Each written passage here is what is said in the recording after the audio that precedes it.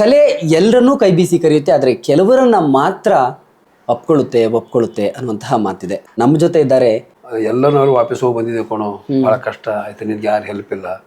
ಅಲ್ಲಿಂದ ಅದು ನಮ್ಮ ಕಡೆ ಏನು ಮಾಡ್ತಾರೆ ಅಂದ್ರೆ ಎಲ್ಲ ಈ ಸೀಸನ್ ವೈಸ್ ಸರ್, ಈ ಹೋಳಿ ಹುಣ್ಣಿಮೆ ಸಂಕ್ರಾಂತಿ ಆದ್ಮೇಲೆ ನಮ್ಮ ಕಡೆ ಕೋಲಾಟ ಅಂತ ಹೇಳಿ ಮಾಡ್ತಾರೆ ಅಂತೇಳಿ ಅಲ್ಲಿ ಒಂದು ಚಿಕ್ಕ ಪಾತ್ರ ಶುರು ಆಯ್ತು ಸರ್. ಅಲ್ಲಿ ಚಿಕ್ಕ ಪಾತ್ರ, ಅದು ದೊಡ್ಡ ಆಟ. ಅದು ದಿಗಡ್ತಯ್ಯ ಜನ ಬಲ ಎಲೆ ಸಾರಥಿ ನಾನು ದಾರೆ ಅಂದರೆ ಆ ತಳ ಈ ತಳ ಸೂತಳ ಮೈತಳ ರಸುತಳ ಪಾತಳ. ಅಲ್ಲಿಗೆ ಹೋದೆ ಸರ್. ಅಲ್ಲಿ ಹೋದ್ರೆ ಅಲ್ಲಿ ಅವಕಾಶ ಸಿಗಲಿಲ್ಲ.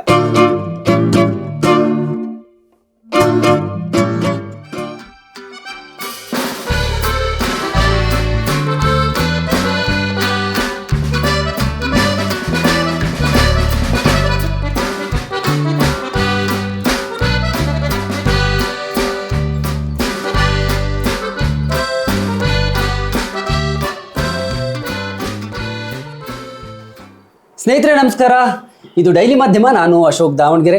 ಕನ್ನಡ ಚಿತ್ರರಂಗ 90 ವರ್ಷ ಪೂರೈಸಿರುವಂತಹ ಸಂದರ್ಭದಲ್ಲಿ ನಮ್ಮ ನಿರಂತರವಾಗಿ ಕನ್ನಡ ಚಿತ್ರರಂಗದ ನಿರ್ದೇಶಕರು, ನಟರು, ನಿರ್ಮಾಪಕರು ಎಲ್ಲರ ಸಂದರ್ಶನವನ್ನು ಮಾಡ್ತಾ ಇದ್ವಿ. ಸರಣಿ ಸಂದರ್ಶನಗಳನ್ನು ನೀವು ನೋಡ್ತಾ ಇದ್ದೀರಿ. ಇವತ್ತು ಮತ್ತೊಬ್ಬ ಗೆಸ್ಟ್ ನಮ್ಮ ಜೊತೆ ಜಾಯ್ನ್ ಆಗಿದ್ದಾರೆ.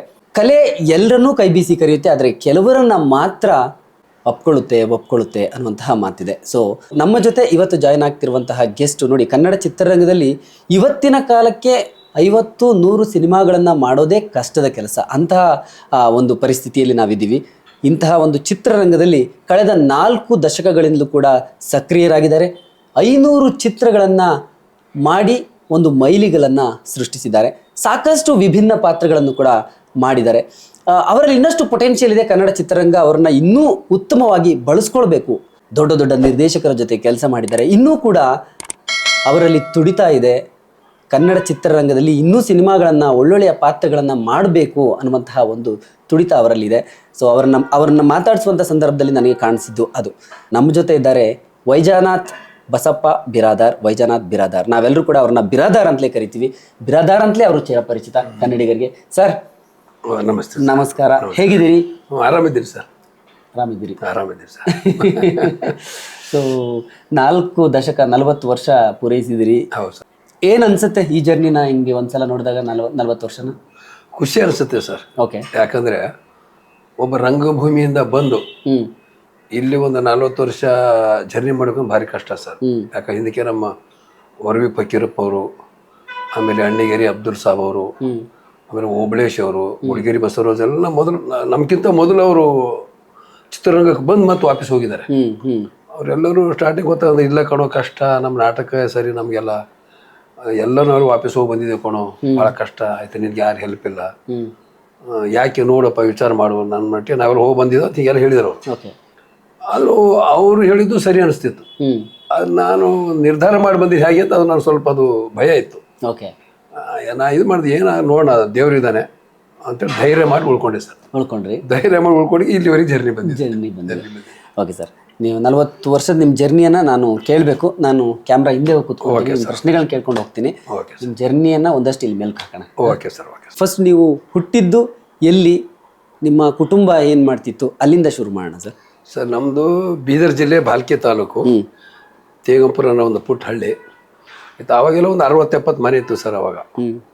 ಆಯ್ತು, ನಮಗೆ ಕಲೆ ಬಗ್ಗೆ ಏನೂ ಗೊತ್ತಿಲ್ಲ. ಓಕೆ. ನಾವು ರೈತರು, ನಮ್ಮ ತಂದೆಯವರೆಲ್ಲ ರೈತರು, ನೇಗಿಲಿ ಹೋಗಿ ಎಲ್ಲರೂ. ಬಟ್ ಆವಾಗ ಅಲ್ಲಿಂದ ಅದು ನಮ್ಮ ಕಡೆ ಏನು ಮಾಡ್ತಾರೆ ಅಂದರೆ ಎಲ್ಲ ಈ ಸೀಸನ್ ವೈಸ್ ಸರ್, ಈ ಹೋಳಿ ಹುಣ್ಣಿಮೆ ಸಂಕ್ರಾಂತಿ ಆದಮೇಲೆ ನಮ್ಮ ಕಡೆ ಕೋಲಾಟ ಅಂತ ಹೇಳಿ ಮಾಡ್ತಾರೆ.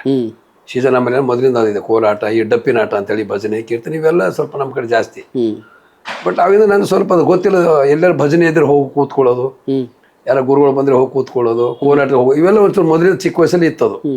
ಅದು ಬರ್ತಾ ಅದು ನಮ್ಮೂರಾಗ ಒಂದು ಉಗಾದಿ ಆದ್ಮೇಲೆ ನಮ್ಮಲ್ಲಿ ಒಂದು ಮಹದೇಶ್ವರ ಜಾತ್ರೆ ಆಗುತ್ತೆ 12 ದಿವಸಕ್ಕೆ. ಪ್ರತಿ ವರ್ಷ ನಾಟಕ ಮಾಡ್ತಾರೆ ನಮ್ಮಲ್ಲಿ. ಊರೆಲ್ಲ ಅವ್ರವರೇ ದುಡ್ಡು ಹಾಕೊಂಡು ಆಯ್ತು. ಹೆಣ್ಣಿನ ಪಾತ್ರ ಗಂಡೆ ಮಾಡೋದು. ಅವಾಗ ಹಿಂಗೆ ಲೇಡೀಸ್ ಕರ್ಕೊಂಡು ಬಂದು ಈಗಿನ ತರ ಅವಾಗೆಲ್ಲ ನಾಟಕ ಕಂಪ್ನಿಗಳಲ್ಲಿ ಹಾಗೆ ಇತ್ತು. ಮತ್ತೆ ಹಳ್ಳಿಯಲ್ಲಿ ಕೂಡ ಹಾಗೆ ಇತ್ತು ಸರ್. ಹಳ್ಳಿಯಲ್ಲಿ ಅವಾಗ ಹೆಣ್ಮಕ್ಳು ಯಾರು ಪಾತ್ರ ಮಾಡ್ತಾ ಇಲ್ಲ. ಸ್ವಲ್ಪ ನಾಟಕದವ್ರು ಅಂದ್ರೆ ಒಂಚೂರು ಅವಾಗಷ್ಟು ಇದು ಇರಲಿಲ್ಲ.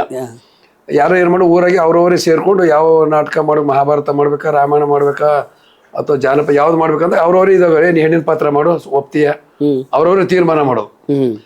ಆ ಕಾಲದಲ್ಲಿ ನನಗೆ ಏನಾಯ್ತು, ಊರಾಗ ನಾಟಕ ಮಾಡಕ್ಕೆ ನನ್ನ ಕಡೆ ಬಂತದ್ದು ಒಬ್ಬರು ಅಮೃತ ಗೊಂದಳಿ ಅಂತ ಹೇಳಿದರು. ಅವರು ನಮ್ಮ ತಾಯಿ ಹೆಸರು ನಾಗಮ್ಮ, ನಮ್ಮ ತಂದೆ ಹೆಸರು ಬಸಪ್ಪ. ನಾಗಮ್ಮ, ಮತ್ತೆ ನಿಮ್ಮ ವೈಜನಾಥನ ಕೈಲಿ ಪಾತ್ರ ಮಾಡಿಸ್ಬೇಕಂತೀವಿ, ಏನಂತೀವಿ ಅಂತ. ಅವನಿಗೇನು ಬರ್ತಾನೆ ನಾಟಕದಾಗ, ಅವನು ಆಗಲ್ಲ, ಇಲ್ಲ ನಿಮ್ಗೆ ಗೊತ್ತಿಲ್ಲ ಅವ್ನು ಮಾಡ್ತಾನೆ, ನಾವು ನೋಡಿದ್ವಿ ಹಾಗೆ ಹೇಗೆ ಅಂಥೇಳಿ ಅಲ್ಲಿ ಒಂದು ಚಿಕ್ಕ ಪಾತ್ರ ಶುರು ಆಯ್ತು ಸರ್. ಅಲ್ಲಿ ಚಿಕ್ಕ ಪಾತ್ರ, ಅದು ದೊಡ್ಡ ಆಟದ ಒಂದು ಗಣಪತಿ ಪಾತ್ರ. ಓಕೆ. ಅದೇನಾಗುತ್ತೆ ಸರ್ ಅಂದ್ರೆ, ಈಗ ಯಕ್ಷಗಾನದಲ್ಲಿ ಈಗ ಮಾತಾಡ್ತಾರಲ್ಲ ಪಾತ್ರಕ್ಕೆ ಸೂತ್ರದ, ಆ ಥರ ಸೇಮ್ ಇದೆ. ಓಕೆ. ಬಟ್ ಇದು ಬೇರೆ, ಅದು ಸ್ಟೈಲ್ ಬೇರೆ, ಎರಡು ಒಂದೇನೆ. ಅದು ಕುಣಿತ ಇದು ಕುಣಿತ, ಬಟ್ ಬೇರೆ ಬೇರೆ ಇದೆ. ಅಲ್ಲಿ ಏನು ಒಬ್ರು ಬಂದ ಪಾತ್ರಗಳಿಗೆ ಅವ್ರು ಮಾತಾಡಿಸಿ ಪರಿಚಯ ಮಾಡಿಸಿದ ಮೇಲೇನೆ ಆ ಪಾತ್ರಧಾರಿ ಮುಂದೆ ಬರಬೇಕು. ಆಯಿತು. ಜೊತೆಗೆ ಚೆಲ್ಲಮ್ಮು, ಕಾಮಿಡಿ ಮಾಡೋದು ಇವೆಲ್ಲ ಮಾಡ್ತಾರೆ. ಫಸ್ಟ್ ಗಣಪತಿ ಪಾತ್ರ ಬಂದಾಗ ಅವ್ರು ಸೂತ್ರಧಾರಿ ಮಾತಾಡಿಸ್ತಾರೆ ಗಣಪತಿಗೆ. ಬಂದವರು ದಾರು ದೇವ ಪ್ರಭಾವ ಅಂತ. ನೆಕ್ಸ್ಟ್ ಗಣಪತಿ, ದಿಗರ್ಥಯ ಜನ ಬಲ ಎಲೆ ಸಾರಥಿ ನಾನು ದಾರೆ ಎಂದರೆ ಆ ತಳ ಈ ತಳ ಸೂತಳ ಮೈತಳ ರಸುತಳ ಪಾತಳ ಇಂಥ 56 ದೇಶ ಮತ್ತು 3 ಲೋಕಗಳನ್ನು ಗಮನ ಮಾಡುವಂಥವ ನಾನು. ಮತ್ತು ಕೈಲಾಸ ಭವನದಲ್ಲಿ ಸಾಕ್ಷಾತ್ ಪರಮೇಶ್ವರನ ಅರ್ಧಾಂಗಿಗಳಾದ ಪಾರ್ವತಾದೇವಿಯ ಅಂಗ ಬೆವರಲ್ಲಿ ಪುಟ್ಟಿದಂತ ಗಜಾನನ ಗಣಪತಿ ಎಂದು ಕರೆಯಲು ಧೂತ ಕೇಳನ ಮಾತಾ. ಇದು ಗಣಪತಿ ಪಾತ್ರ. ಅಲ್ಲಿಂದ ಜರ್ನಿ ಶುರುವಾಗಿದೆ ಸರ್. ಆಮೇಲೆ ಒಂದು ಚಿತಿಮಿತಿ ರಾಜ ಅಂತ ಒಂದು ನಾಟಕ, ಡಪ್ಪಿ ನಾಟ, ಅದು ಡಪ್ಪು ಅದ್ರಲ್ಲ ಒಂದು ಪಾತ್ರ ಕೊಟ್ಟರು.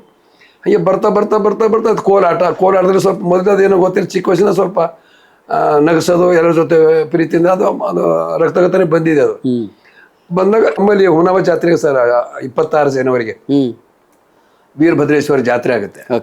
ನಾವು ಪ್ರತಿ ವರ್ಷ ನಾವು ಈ ಕೆಂಡ ಅಂತೀವಿ, ನಮ್ಮ ಕಡೆ ಅಗ್ಗಿ ಅಂತಾರೆ, ಈ ಕಡೆ ಕೆಂಡ ಅಂತಾರೆ. ಅದು ಪ್ರತಿ ವರ್ಷ ನಾವು ಹೋಗ್ಬೇಕು, ನಾವು ನಡ್ಕೊಂಡು ಹೋಗ್ಬೇಕು. ಕೆಲವೊಂದು 10-20 ಜನ ಊರು ಸ್ನೇಹಿತರು ಸೇರ್ಕೊಂಡು ಒಂದು 15-20 ರೊಟ್ಟಿ ಕಟ್ಕೊಂಡು ಆರಾಮಾಗಿ ಹೋಗೋದು ನಡ್ಕೊಂಡೆ, ಬರೋದು ನಡ್ಕೊಂಡೆ. ಅಲ್ಲಿ ನಾವೇನು ಹೋದ್ರೆ ಬೆಳತನಕ ನಾಟಕನೇ ನೋಡೋದು. ಅಲ್ಲಿ ಒಂದು ನಾಟಕ ಅಲ್ಲೆಲ್ಲ 6ರಿಂದ 9, 9ರಿಂದ 12, 12ರಿಂದ 3, 3ರಿಂದ 6. ಮತ್ತೆ ಯಾವುದಾದ್ರೂ ಸಿನಿಮಾ ಒಂದೇ ಟೆಂಟ್ ಇತ್ತಲ್ಲಿ. ಅಲ್ಲಿ ಹೋದ್ರೆ ನೋಡೋದು ನಮ್ಮ ಜೊತೆ ರೇ ನೀವು ಮಾಡ್ಬೋದು, ಈ ಪಾತ್ರ ನೀವು ಮಾಡ್ಬೋದು, ಹೀಗೆಲ್ಲ ನಮ್ಗೇನು ಹುಬ್ಳಿ ಭಾಷೆ ಧಾರವಾಡ ಭಾಷೆ ಬರೋ ಇಲ್ಲ ಕಡೆ ಮಾಡ್ತೇನೆ ನೋಡಿ, ಆ ಪಾತ್ರ ಹಿಂಗೇನ ಮಾಡೋದು. ಅಲ್ಲಿ ಸ್ವಲ್ಪ ಅಭಿರುಚಿ ಜಾಸ್ತಿ ಆಯ್ತು ಸರ್. ಮಾಡ್ತಾ ನಾಟಕ ಕಂಪ್ನಿ ಹೋಗಬೇಕು ಅನ್ನೋದು ಒಂದು ಬಂತು. ಅಲ್ಲಿ ನಾಟಕ ಕಂಪ್ನಿ ಹೋದಾಗ ಆವಾಗ ಎಲ್ಲಿ ಹೋಗ್ಬೇಕು ಗೊತ್ತಿಲ್ಲ. ಆಮೇಲೆ ಮೊದಲಿನ ಹಿಂಗೆ ಸರಳ ಇರೋದು, ಮೊದಲಿಂದ ಅಷ್ಟೇ ಅವಾಗ ನಾನು ಪಂಚೆ ಉಡ್ತಿದ್ದೆ ನಾನು, ಎಲ್ಲಿ ಹೋಗ್ಬೇಕು ಗೊತ್ತಿಲ್ಲ. ಆಮೇಲೆ ಅವಾಗ ನಮ್ಮಲ್ಲಿ ಏನಿತ್ತು ಅಂದರೆ, ಈಗಲೂ ಇದೆ ನಮ್ಮದು, ಬಸ್ಗಳು ಜಾತ್ರೆ ಎಲ್ಲಾಗುತ್ತೆ, ಈ ಬಸ್ಗಳು ಇರ್ತಾವೆ, ಜಾತ್ರೆ ಇರುತ್ತೆ, ಆ ಬಸ್ಸಿನ ಮೇಲೆಲ್ಲ ಅಂಟಿಸ್ತಾರೆ. ಇಂಥ ಕಡೆ ಜಾತ್ರೆ ಇದೆ, ನಾಟಕ ಇದೆ, ಇಂಥ ಕಂಪ್ನಿ ಇದೆ. ನಾವೇನು ಮಾಡೋದು, ನಾವು ಒಂದು ಮದೇಪ ನೋಡೋದು, ಎಲ್ಲಿ ಸ್ವಲ್ಪ ಬಸ್ಗಳಿಗೆ ಹೋಗಿ ಬಾಲ್ಕಿ ಬೀದ ನೋಡು, ಎಲ್ಲಿದೆ ನೋಡೋದು ಹೋಗೋಣ. ಆಮೇಲೆ ಒಬ್ಬರದೇ ಬಸವಕರಣ ತಾಲೂಕು ಮಂಠಾಳದಲ್ಲಿ ಒಂದು ನಾಟಕ ಹಾಕಿದ್ದಾರೆ ಅಂತ, ಅಲ್ಲಿಗೆ ಹೋದೆ ಸರ್. ಅಲ್ಲಿ ಹೋದರೆ ಅಲ್ಲಿ ಅವಕಾಶ ಸಿಗಲಿಲ್ಲ. ಅಲ್ಲಿ ಅವರಾದ್ರೂ ಇಲ್ಲ ರೀ, ನಿಮ್ದು ಯಾವ ಊರು? ಇಲ್ಲ, ಕಷ್ಟ, ನಮ್ಮಲ್ಲಿ ಫಸ್ಟ್ ಕೆಲಸ ಮಾಡಬೇಕು ನೀವು, ಆಮೇಲೆ ಪಾತ್ರ ನೋಡ್ತೀವಿ ನಾವು. ನಂದು ಇಲ್ಲ ಸರ್, ಕೆಲಸ ಏನಾದರೂ ಕೊಡಿ ನಾನು ಮಾಡ್ತೀನಿ ಅಂದರೆ ಪಾದಿಲ್ಲ, ಇಲ್ಲ ಹಂಗೆ ಕೊಡೋಕೆ ಬರೋಲ್ಲ, ನಿಮ್ಮ ಬೀದರ್ ಬೇರೆ ಭಾಷೆ ಇದು ಆಯಿತು. ಅವ್ರು ಗೊತ್ತಾಗ್ಬಿಡ್ತು ಇವನು ಹಳ್ಳಿಯಿಂದ ಬಂದ ಏನು ಅಂತ ಸ್ವಲ್ಪ ಅವ್ರಿಗೆ ಅನಿಸಿದೆ ಅವ್ರಿಗೆ. ಬಂದು ಮತ್ತೆ ಒಂದು ಕಡೆ ಹೊನ ಬಂದಿದ್ರೆ ಮತ್ತೊಂದು ಇನ್ನೊಂದು ಊರಲ್ಲಿ ಇದೆ ಅಂತ ಒಂದು ಬಸ್ ಮೇಲೆ ನೋಡಿದೆ. ಅಲ್ಲಿ ಮತ್ತೆ ಖಟಕ್ ಚಿಂಚೋಳಿ ಅಂತ ಬಂದೆ. ಅಲ್ಲಿ ಬಂದಮೇಲೆ ಅಲ್ಲಿ ಅವಕಾಶ ಸಿಕ್ತು. ಅಲ್ಲಿ ಅವಕಾಶ ಸಿಕ್ಕ ಮೇಲೆ ಅಲ್ಲಿಂದ ನಮ್ಮದು ರಂಗಭೂಮಿಯಿಂದ ಜರ್ನಿ ಶುರು ಆಯ್ತು ಸರ್. ಅಲ್ಲಿ ಎಷ್ಟನೇ ಇಸ್ವಿ ಇದು ನೀವು ಹೇಳಿದ್ದು? ಆಯ್ತು ಸರ್, ಅದು 70ರ ದಶಕ ಸರ್. ಅದು 72, 73 ಅಂದಾಜು. ಓಕೆ. ನೀವೇನು ಓದಲಿಲ್ವಾ ಸ್ಕೂಲ್ಗೆ ಹೋಗಿ? ಇಲ್ಲ, 3ನೇ ಕ್ಲಾಸ್ ಓದಿನಿ ಸರ್. ಓಕೆ. 3ನೇ ಕ್ಲಾಸು ನಮ್ಮ ಕಡೆ ಹಿಂದಿ 1ನೇ ಕ್ಲಾಸು, ಮೋಡಿ 1ನೇ ಕ್ಲಾಸು. ಮೋಡಿ ಅಂತ ಒಂದು ಲಿಪಿ ಇದೆ ನಮ್ಮಲ್ಲಿ. ಆವಾಗ ಏನಿತ್ತು ಅಂದ್ರೆ ಸರ್, ಮೋಡಿ ಅಂದರೆ ಆ ಮೋಡಿ ಲಿಪಿ ಯಾರು ಕಲಿತಾರೋ ಅವರಿಗೆ ಕಾಳಿನ ಅಂಗಡಿಯಲ್ಲಿ ಕೆಲಸ.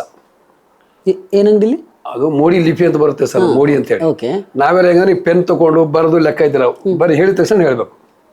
6 ಎಷ್ಟು 12, 24 6 32, 8 50 58 ಟಕ ಹೇಳ್ಬೇಕಲ್ಲಿ ಲೆಕ್ಕ. ಅವ್ರು ಕೇಳೋ, ನೋಡಪ್ಪ ಈಗ ಒಬ್ಬ ರೈತ ಇದ್ದಾನೆ, ಒಂದು ಆಳುಗಳಿಗೆ ಕಲಿಸಿದ್ದಾರೆ, ಕೆಲಸಕ್ಕೆ ಬಂದಿದ್ದಾರೆ, ಒಬ್ಬ ಮನಸ್ಸಿಗೆ 7,500 ರೂಪಾಯಿ, 10 ಜನಕ್ಕೆ ಎಷ್ಟಾಯ್ತು? 25. ಹಂಗೆ ಹೇಳ್ಬೇಕು, ಹಿಂಗೆ ಹೇಳ್ಬೇಕು. ಅದು ಆ ಒಂದು ಕಲೆ ಇದೆ ಅದರಲ್ಲಿ. ಅದಕ್ಕೆ ಅದು 1ನೇ ಕ್ಲಾಸ್ ಸರ್. ಅದು 1ನೇ ಕ್ಲಾಸು, ಇದು 1ನೇ ಕ್ಲಾಸು, ಕನ್ನಡ 3ನೇ ಕ್ಲಾಸು. ಹಾಗಾಗಿ ಅಲ್ಲಿಂದ ಇದೆ ಸರ್ ಅದು.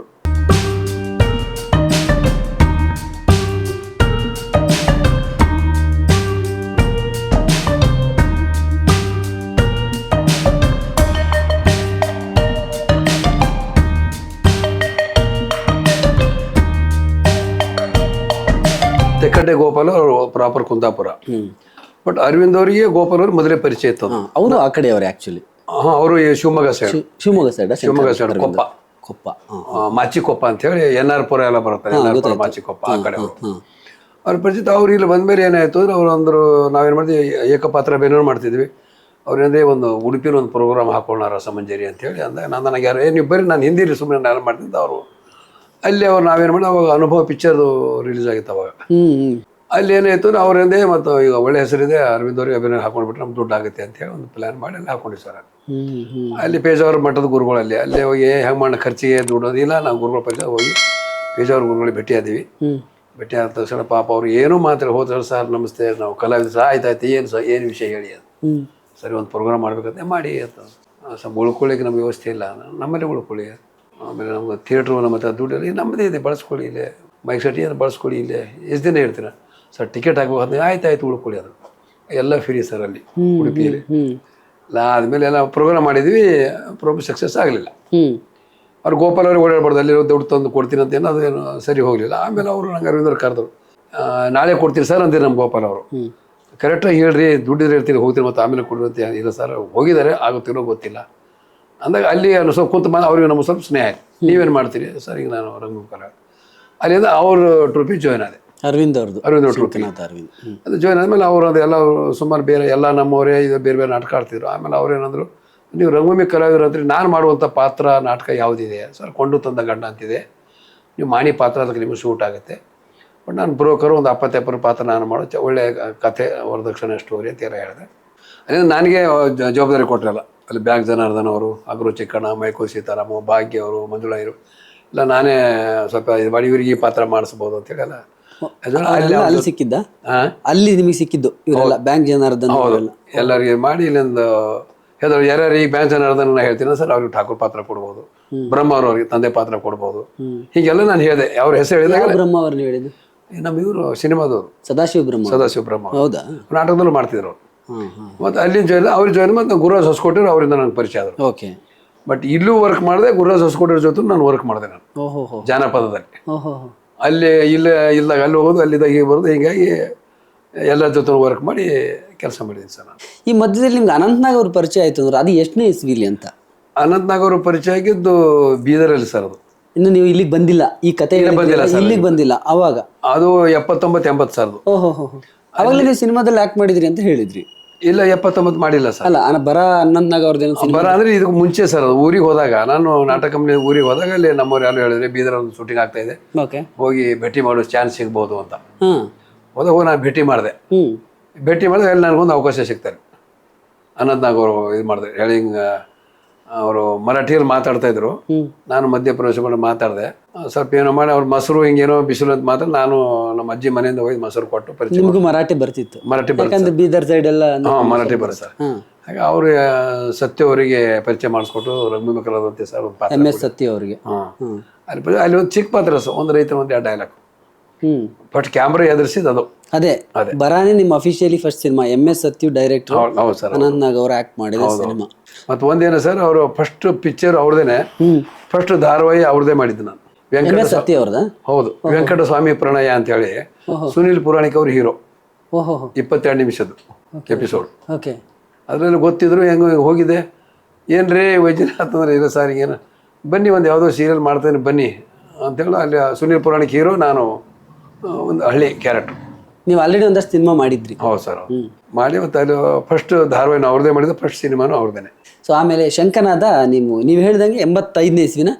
ಅಲ್ಲಿಂದ ಆದ್ಮೇಲೆ ಅಲ್ಲಿ ಏನಾಯ್ತು, ಕೊನೆಗೆ ಏನೇ ಸರ್, ನಾನು ಉಳ್ಕೊಂಡೆ ಸುಮ್ಮನೆ ತೊಂದರೆ ಆಗ್ತಾ ಇತ್ತು ಸರ್. ಈಗ ಉಳ್ಕೊಳ್ಳೋಕೆ ಜಾಗ ಇಲ್ಲ, ಎಲ್ಲೋ ಈಗ ಬಸ್ ಸ್ಟ್ಯಾಂಡಲ್ಲಿ ಮಲ್ಕೋ, ಅಲ್ಲಿ ಮಲ್ಕೋ, ಇವೆಲ್ಲ ತೊಂದರೆಗಳು ಶುರು ಆದವು.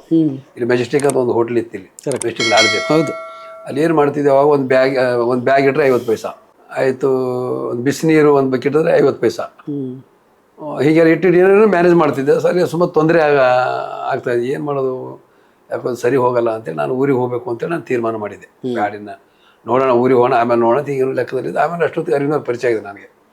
ಈ ಬಸ್ ಚಾರ್ಜ್ ಬೇಕಲ್ಲ, ಹೆಂಗೆ ಮಾಡೋದು, ಅವ್ರು ಶ್ರೀನಗರದಲ್ಲಿ ಮನೆ ಇತ್ತು ಅವ್ರು. ಆಮೇಲೆ ನಾವು ಶ್ರೀನಗರಕ್ಕೆ ಹೋಗಿ ದುಡ್ಡು ಇಸ್ಕೊಂಡು ಹೋಗಿ ಆ ನಾಟಕ ಕಂಪ್ನಿಗೆ ಹೋಗೋಣ, ಮತ್ತು ಆಮೇಲೆ ತಂದು ಕೊಡೋಣ ಅಂತ ಲೆಕ್ಕದಲ್ಲಿ ನಾನು ಹೋಗಿದ್ದೆ. ಬೆಳಿಗ್ಗೆ ಒಂದು 9 ಗಂಟೆಗೆ ಹೋಗಿದ್ದೆ. ಹೋದ ತಕ್ಷಣ ಬನ್ರಿ ಬಿರೋದ ನಿಮ್ಮ ಸಮಾಚಾರ, ಸುಮ್ಮನೆ ಬಂದೆ ಸರ್, ಬರೀ ಬರೀ ಟಿಫಿನ್ ಮಾಡಿ ಅಂತ ಮಾಡಿದೆ. ಏನು ಸಮಾಚಾರ, ಯಾವ್ದು ಮಾಡ್ತಾ ಇಲ್ಲ ಸರ್, ಯಾವುದೂ ಇಲ್ಲ. ಇನ್ನು ಹೇಳ್ಬೇಕನ್ನೋದು ನಾನು ಸಿನಿಮಾ ಮಾಡ್ತಾ ಇದ್ದೀನಿ, ನಾನೇ ಹೀರೋ, ಹಳ್ಳಿ ಕ್ಯಾರೆಕ್ಟ್ರಲ್ಲಿ ಯಾವ್ದಾರು ಪಾತ್ರ ಇರ್ಬೋದು ರೀ ಅಲ್ಲಿ, ಡೈರೆಕ್ಟರ್ ನಿಮ್ಮ ಕಡೆ ಗುಲ್ಬರ್ಗ ಕಡೆ ಉಮೇಶ್ ಕುಲಕರ್ಣಿ ಅಂತ, ಹೋಗಿ ಭೇಟಿ ಮಾಡ್ತೀರಾ ಅಂತ. ಮನಸ್ಸಿಲ್ಲ ಆದ್ರೆ ಹ್ಞೂ ಅಂದೆ. ಒಂದು ಚೀಟಿ ಬರ್ಕೊಟ್ರು, ಅಡ್ರೆಸ್ ಬರ್ಕೊಟ್ಟಾಗ ಅದು ಅಲ್ಲಿ ಹೋಗಿ ಅದು ಕೊಟ್ಟಂಗೆ ಮನಸ್ಸಿಲ್ಲ, ಇನ್ನೇನು ಆಗಲ್ಲ ಸುಮ್ಮನೆ ಇನ್ನೇನಕ್ಕೆ ಅಂತೇಳಿ ಒಂದು ಲೆಕ್ಕಾಚಾರ.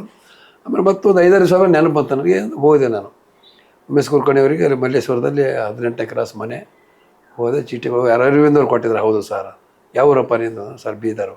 ನಂದು ಗುಲ್ಬರ್ಗಪ್ಪ, ನಾಣಗಪುರು, ನಮ್ಮ ತಂದೆಯವರಲ್ಲಿ ಕೆಲಸ ಮಾಡಿದರೆ ಹಾಗೆ ಸ್ವಲ್ಪ ಎಲ್ಲ ಮಾತಾಡಿದ್ರು. ಲೇಟಾಗಿ ಬಂದಿಲ್ಲಪ್ಪ, ಮುಂಚಿತ ಬಂದರೆ ಯಾವ ಕ್ಯಾರೆಕ್ಟರ್ ಆಗಲಿಲ್ಲ, ಕೆಲಸ ಅಂತೂ ಯಾವ ಕ್ಯಾರೆಕ್ಟರ್ ಇಲ್ಲ. ಏನು ಕೆಲಸ ಮಾಡ್ತೀವಿ? ರಂಗಭೂಮಿ. ಓ ನಾಟಕದವ ನಾನೇನು ಮೊದಲೇ ಬರ್ಬಾರ್ದೇನೋ ದೊಡ್ಡ ಹಾಗಾಗಿ ಅದಿಲ್ಲ ಸರ್, ಗೊತ್ತಾಗಿಲ್ಲ. ಒಂದು ಕೆಲಸ ಮಾಡು, ಸಂಪಿಗೆಯಲ್ಲಿ ನಾಟಕ, ಸಂಪಿಗೆಯಲ್ಲಿ ನಾವು ಶೂಟಿಂಗ್ ಮಾಡ್ತೀವಿ, ತುಮಕೂರು ಡಿಸ್ಟಿಕ್ಕು. 23 ದಿವಸ ಇರ್ತೀವಿ ನಾವು ಅಲ್ಲಿ. ನಮ್ಮ ಜೊತೆ ಇರ್ತೀಯ ನೀನು? ಯಾವುದೋ ಒಂದು ಸಣ್ಣ ಪತ್ರ ಏನೋ ಮಾಡಿಸ್ತೀನಿ, ನಿನ್ನ ಕೈಲಿ ಇರ್ತೀಯ ನೀನು? ಇರ್ತೀರಿ ಸರ್. ನಾವು ಹೇಳಿದ ಕೆಲಸ ಎಲ್ಲ ಮಾಡ್ತೀರಿ ಸರ್. ಮತ್ತು ನೋಡು, ಇಲ್ಲ ಸರ್ ನೀವು ಹೇಳಿದ ಕೆಲಸ ನಾನು ಮಾಡ್ತೀನಿ ಅಂತ. ಅಲ್ಲಿ ಒಂಚೂರು ಧೈರ್ಯ ಬಂತು. ಶಂಕನಾದ ಸಿನಿಮಾ. ಆಮೇಲೆ ಎಲ್ಲ ಮಾತಾಡದೆ ಮಾಡಿ ಇಂಥದ್ದು ನಾವು ಹೋಗ್ಬೇಕಿಂತದ್ದು ಇಲ್ಲಿ 11 ಗಂಟೆಗೆ ಇಲ್ಲಿ ಬರಬೇಕು ಅಂತೆಲ್ಲ ಬರ್ಕೊಟ್ಟಿದ್ರು. ಅವ್ರು ಏನು ಮಾಡಿದ್ರು ಸರ್, ನನಗೆ ಅವ್ರು ಬರುವಾಗ ಬರ್ತೀರಿ ಸರ್ ಅಂದ್ಕೊಂಡು ಒಂದು 20 ರೂಪಾಯಿ ನೋಟ್ ಕೊಟ್ಟರು ಸರ್, ಕೆಂಪು, ಇಟ್ಕೋ ಖರ್ಚಿಗೆ ಅಂತ. ನನಗೆ ಏನಾದ್ರು ಕೇಳ್ಕೊಂಡು ಸುಮ್ಮನೆ ಹೋಗೋಣ ಅಂತ ಒಂಚೂರು ಮನಸ್ಸು ಪೂರ್ತಿ ಒಪ್ತಾ ಇಲ್ಲ ಮನಸ್ಸು. ಇಷ್ಟು ದಿನ ನೋಡಿ ಇನ್ನೇನು ಚಾನ್ಸ್ ಸಿಗುತ್ತೆ ಸುಮ್ಮನೆ ಅನ್ನೋದು. ಆಮೇಲೆ 20 ರೂಪಾಯಿ ಕೊಟ್ಟರಲ್ಲ, ಹೆಂಗೆ ಅನ್ನಬೇಕು. ಆಮೇಲೆ ಅರವಿಂದವ್ರು ಚೀಟಿ ಕೊಟ್ಟಿದ್ದಾರೆ. ಅದು 20 ರೂಪಾಯಿ ನನಗೆ 4 ದಿವಸ ಜೀವನ ಸರ್. ದಿನಕ್ಕೆ 5 ರೂಪಾಯಿ ಜೀವನ ಮಾಡ್ತಿದ್ದಾರೆ. 5 ರೂಪಾಯಿ ಒಂದು ಜೀವನ ನಾನು. ಆಮೇಲೆ ಹೇಳಿದ್ದಾರೆ 20 ರೂಪಾಯಿ ಕೊಡಿ, ಹೆಂಗೆ ತಪ್ಪಿಸ್ಕೊ ಅದು ಒಂಚೂರು. ಆಮೇಲೆ ಬಂದೆ, ಕರ್ಕೊಂಡು ಹೋದರು. ಫುಲ್ ಕೆಲಸ ನನಗೆ ಒಪ್ಪಿಸ್ಬಿಟ್ರು ಸರ್. ಊಟ, ತಿಂಡಿ, ಕಾಫಿ, ಆರ್ಟಿಸ್ಟ್ ಕರೆಯೋದು, ಬರೋದು, ಹೇಳೋದು ಎಲ್ಲವೂ ನನಗೆ. ಸೆಟ್ಟಲ್ಲಿ ಏನು ಬೇಕು ಅದು, ಯಾರು ಆರ್ಟಿಸ್ಟ್, ಯಾರು ಡೈಲಾಗ್, ಒಂಚೂರು ಡೈಲಾಗ್ ಹೇಳ್ಕೊಡಪ್ಪ ಅವ್ರಿಗೆ ಅನ್ನೋದು, ಹಿಂಗೆಲ್ಲ. ಅಲ್ಲಿ ನಾನು ಒಂಚೂರು ಫ್ರೀಡಮ್ ಸಿಗ್ತಲ್ಲಿ. ಅವರೆಲ್ಲ ಕೇಳಿ ಹೇಳೋ, ಇಂಥ ನೋಡಪ್ಪ ಅಲ್ಲಿ ಒಂದು ಇಂಥ ಕಡೆ ಅದು ಬಡವ್ರ ಮನೆ, ಅದು ಮುಂದೆ ಏನೇನು ಇರ್ತೀವಿ ನೋಡೋದು, ಹಿಂಗಿರ್ಬೇಕು, ಬಡವ್ರ ಮನೆ ಇರುತ್ತೆ, ಏನೇನು ಅಲ್ಲಿ ಏನು ಇರ್ತೀವಿ ಇಟ್ಟು ಬಾ ಅಂತ. ಪ್ರಾಪರ್ಟೀಸ್ ಏನಿರ್ಬೇಕು, ನೀ ಏನು ಇರ್ತೀನಿ ಅವ್ರೇನು ನನ್ನ ಮೇಲೆ ಬಿಟ್ಬಿಟ್ಟು ನೀ ಏನು ಇರ್ತೀನಿ ನೋಡೋಣ, ನೀನು ನಾಟಕ ಮನೆ ಅಂತಿಲ್ಲ. ಕಸಬರ್ಗೆ, ಬುಟ್ಟಿ, ತೆಮ್ಗೆ, ಅದು ಇದು ಏನೇನು ತಿಳಿದ್ರೆ ನೋಡ್ರ, ಓಕೆಪ್ಪ ನೋಡು. ಅವ್ರಿಗೆ ಗೊತ್ತಾಗ್ಬಿಡ್ತು ಇವ್ನು ನಾಲೆಜ್ ಇದೆ ಅನ್ನೋದು ಅವರಿಗೆ ಗೊತ್ತಾಗ್ಬಿಡ್ತು. ಅಲ್ಲಿಂದ ಶುರು ಆಯ್ತು ಸರ್ ಜರ್ನಿ. ಶಂಕನಾದ ಮಾಡಿದೆ, ಆಮೇಲೆ ಅವ್ರದ್ದೇ ಒಂದು ಉತ್ತರ ಭೂಪ ಮಾಡಿದೆ, ಗಂಡು ಗುಳಿಗಳು ಮಾಡಿದೆ. ಮತ್ತು ಅದಾದ್ಮೇಲೆ ನಾವು ಗೌರಿಶಂಕರ್ ಅವರು ಕೆಂಡದ ಮಳೆ ಅರವಿಂದ್ ಅವರೇ ಪರಿಚಯ ಮಾಡಿಸ್ಕೊಟ್ಟಿದ್ದು. ಇಲ್ಲಿ ಬಸವನಗುಡಿಯಲ್ಲಿ ವಿ ಪುರಂದಲ್ಲಿ ಮನೆ ಇತ್ತು. ಅವ್ರಿಗೆ ಪರಿಚಯ. ಅವರು ಅಂದ್ರೆ ಏನ್ರಿ ಬಿರದಾರ್, ಏನ್ರಿ ನಾಟಕ ಮನೆಯವ್ರು ಏನ್ರಿ ನೀವು? ಹೌದು ಸರ್, ನಮ್ಮ ಜೊತೆ ಇರ್ತೀರ, ಒಂದು 5-6 ದಿವಸ ಮಹದೇವಪುರದಾಗ ಇರ್ತೀವಿ ಸರ್, ನಾವು ಹೇಳಿದ ಕೆಲಸ ಮಾಡ್ತೀವಿ ಸರ್. ಹೀಗೆ ಅಲ್ಲಿಂದ ಜರ್ನಿ ಶುರು ಆಯ್ತು ಸರ್.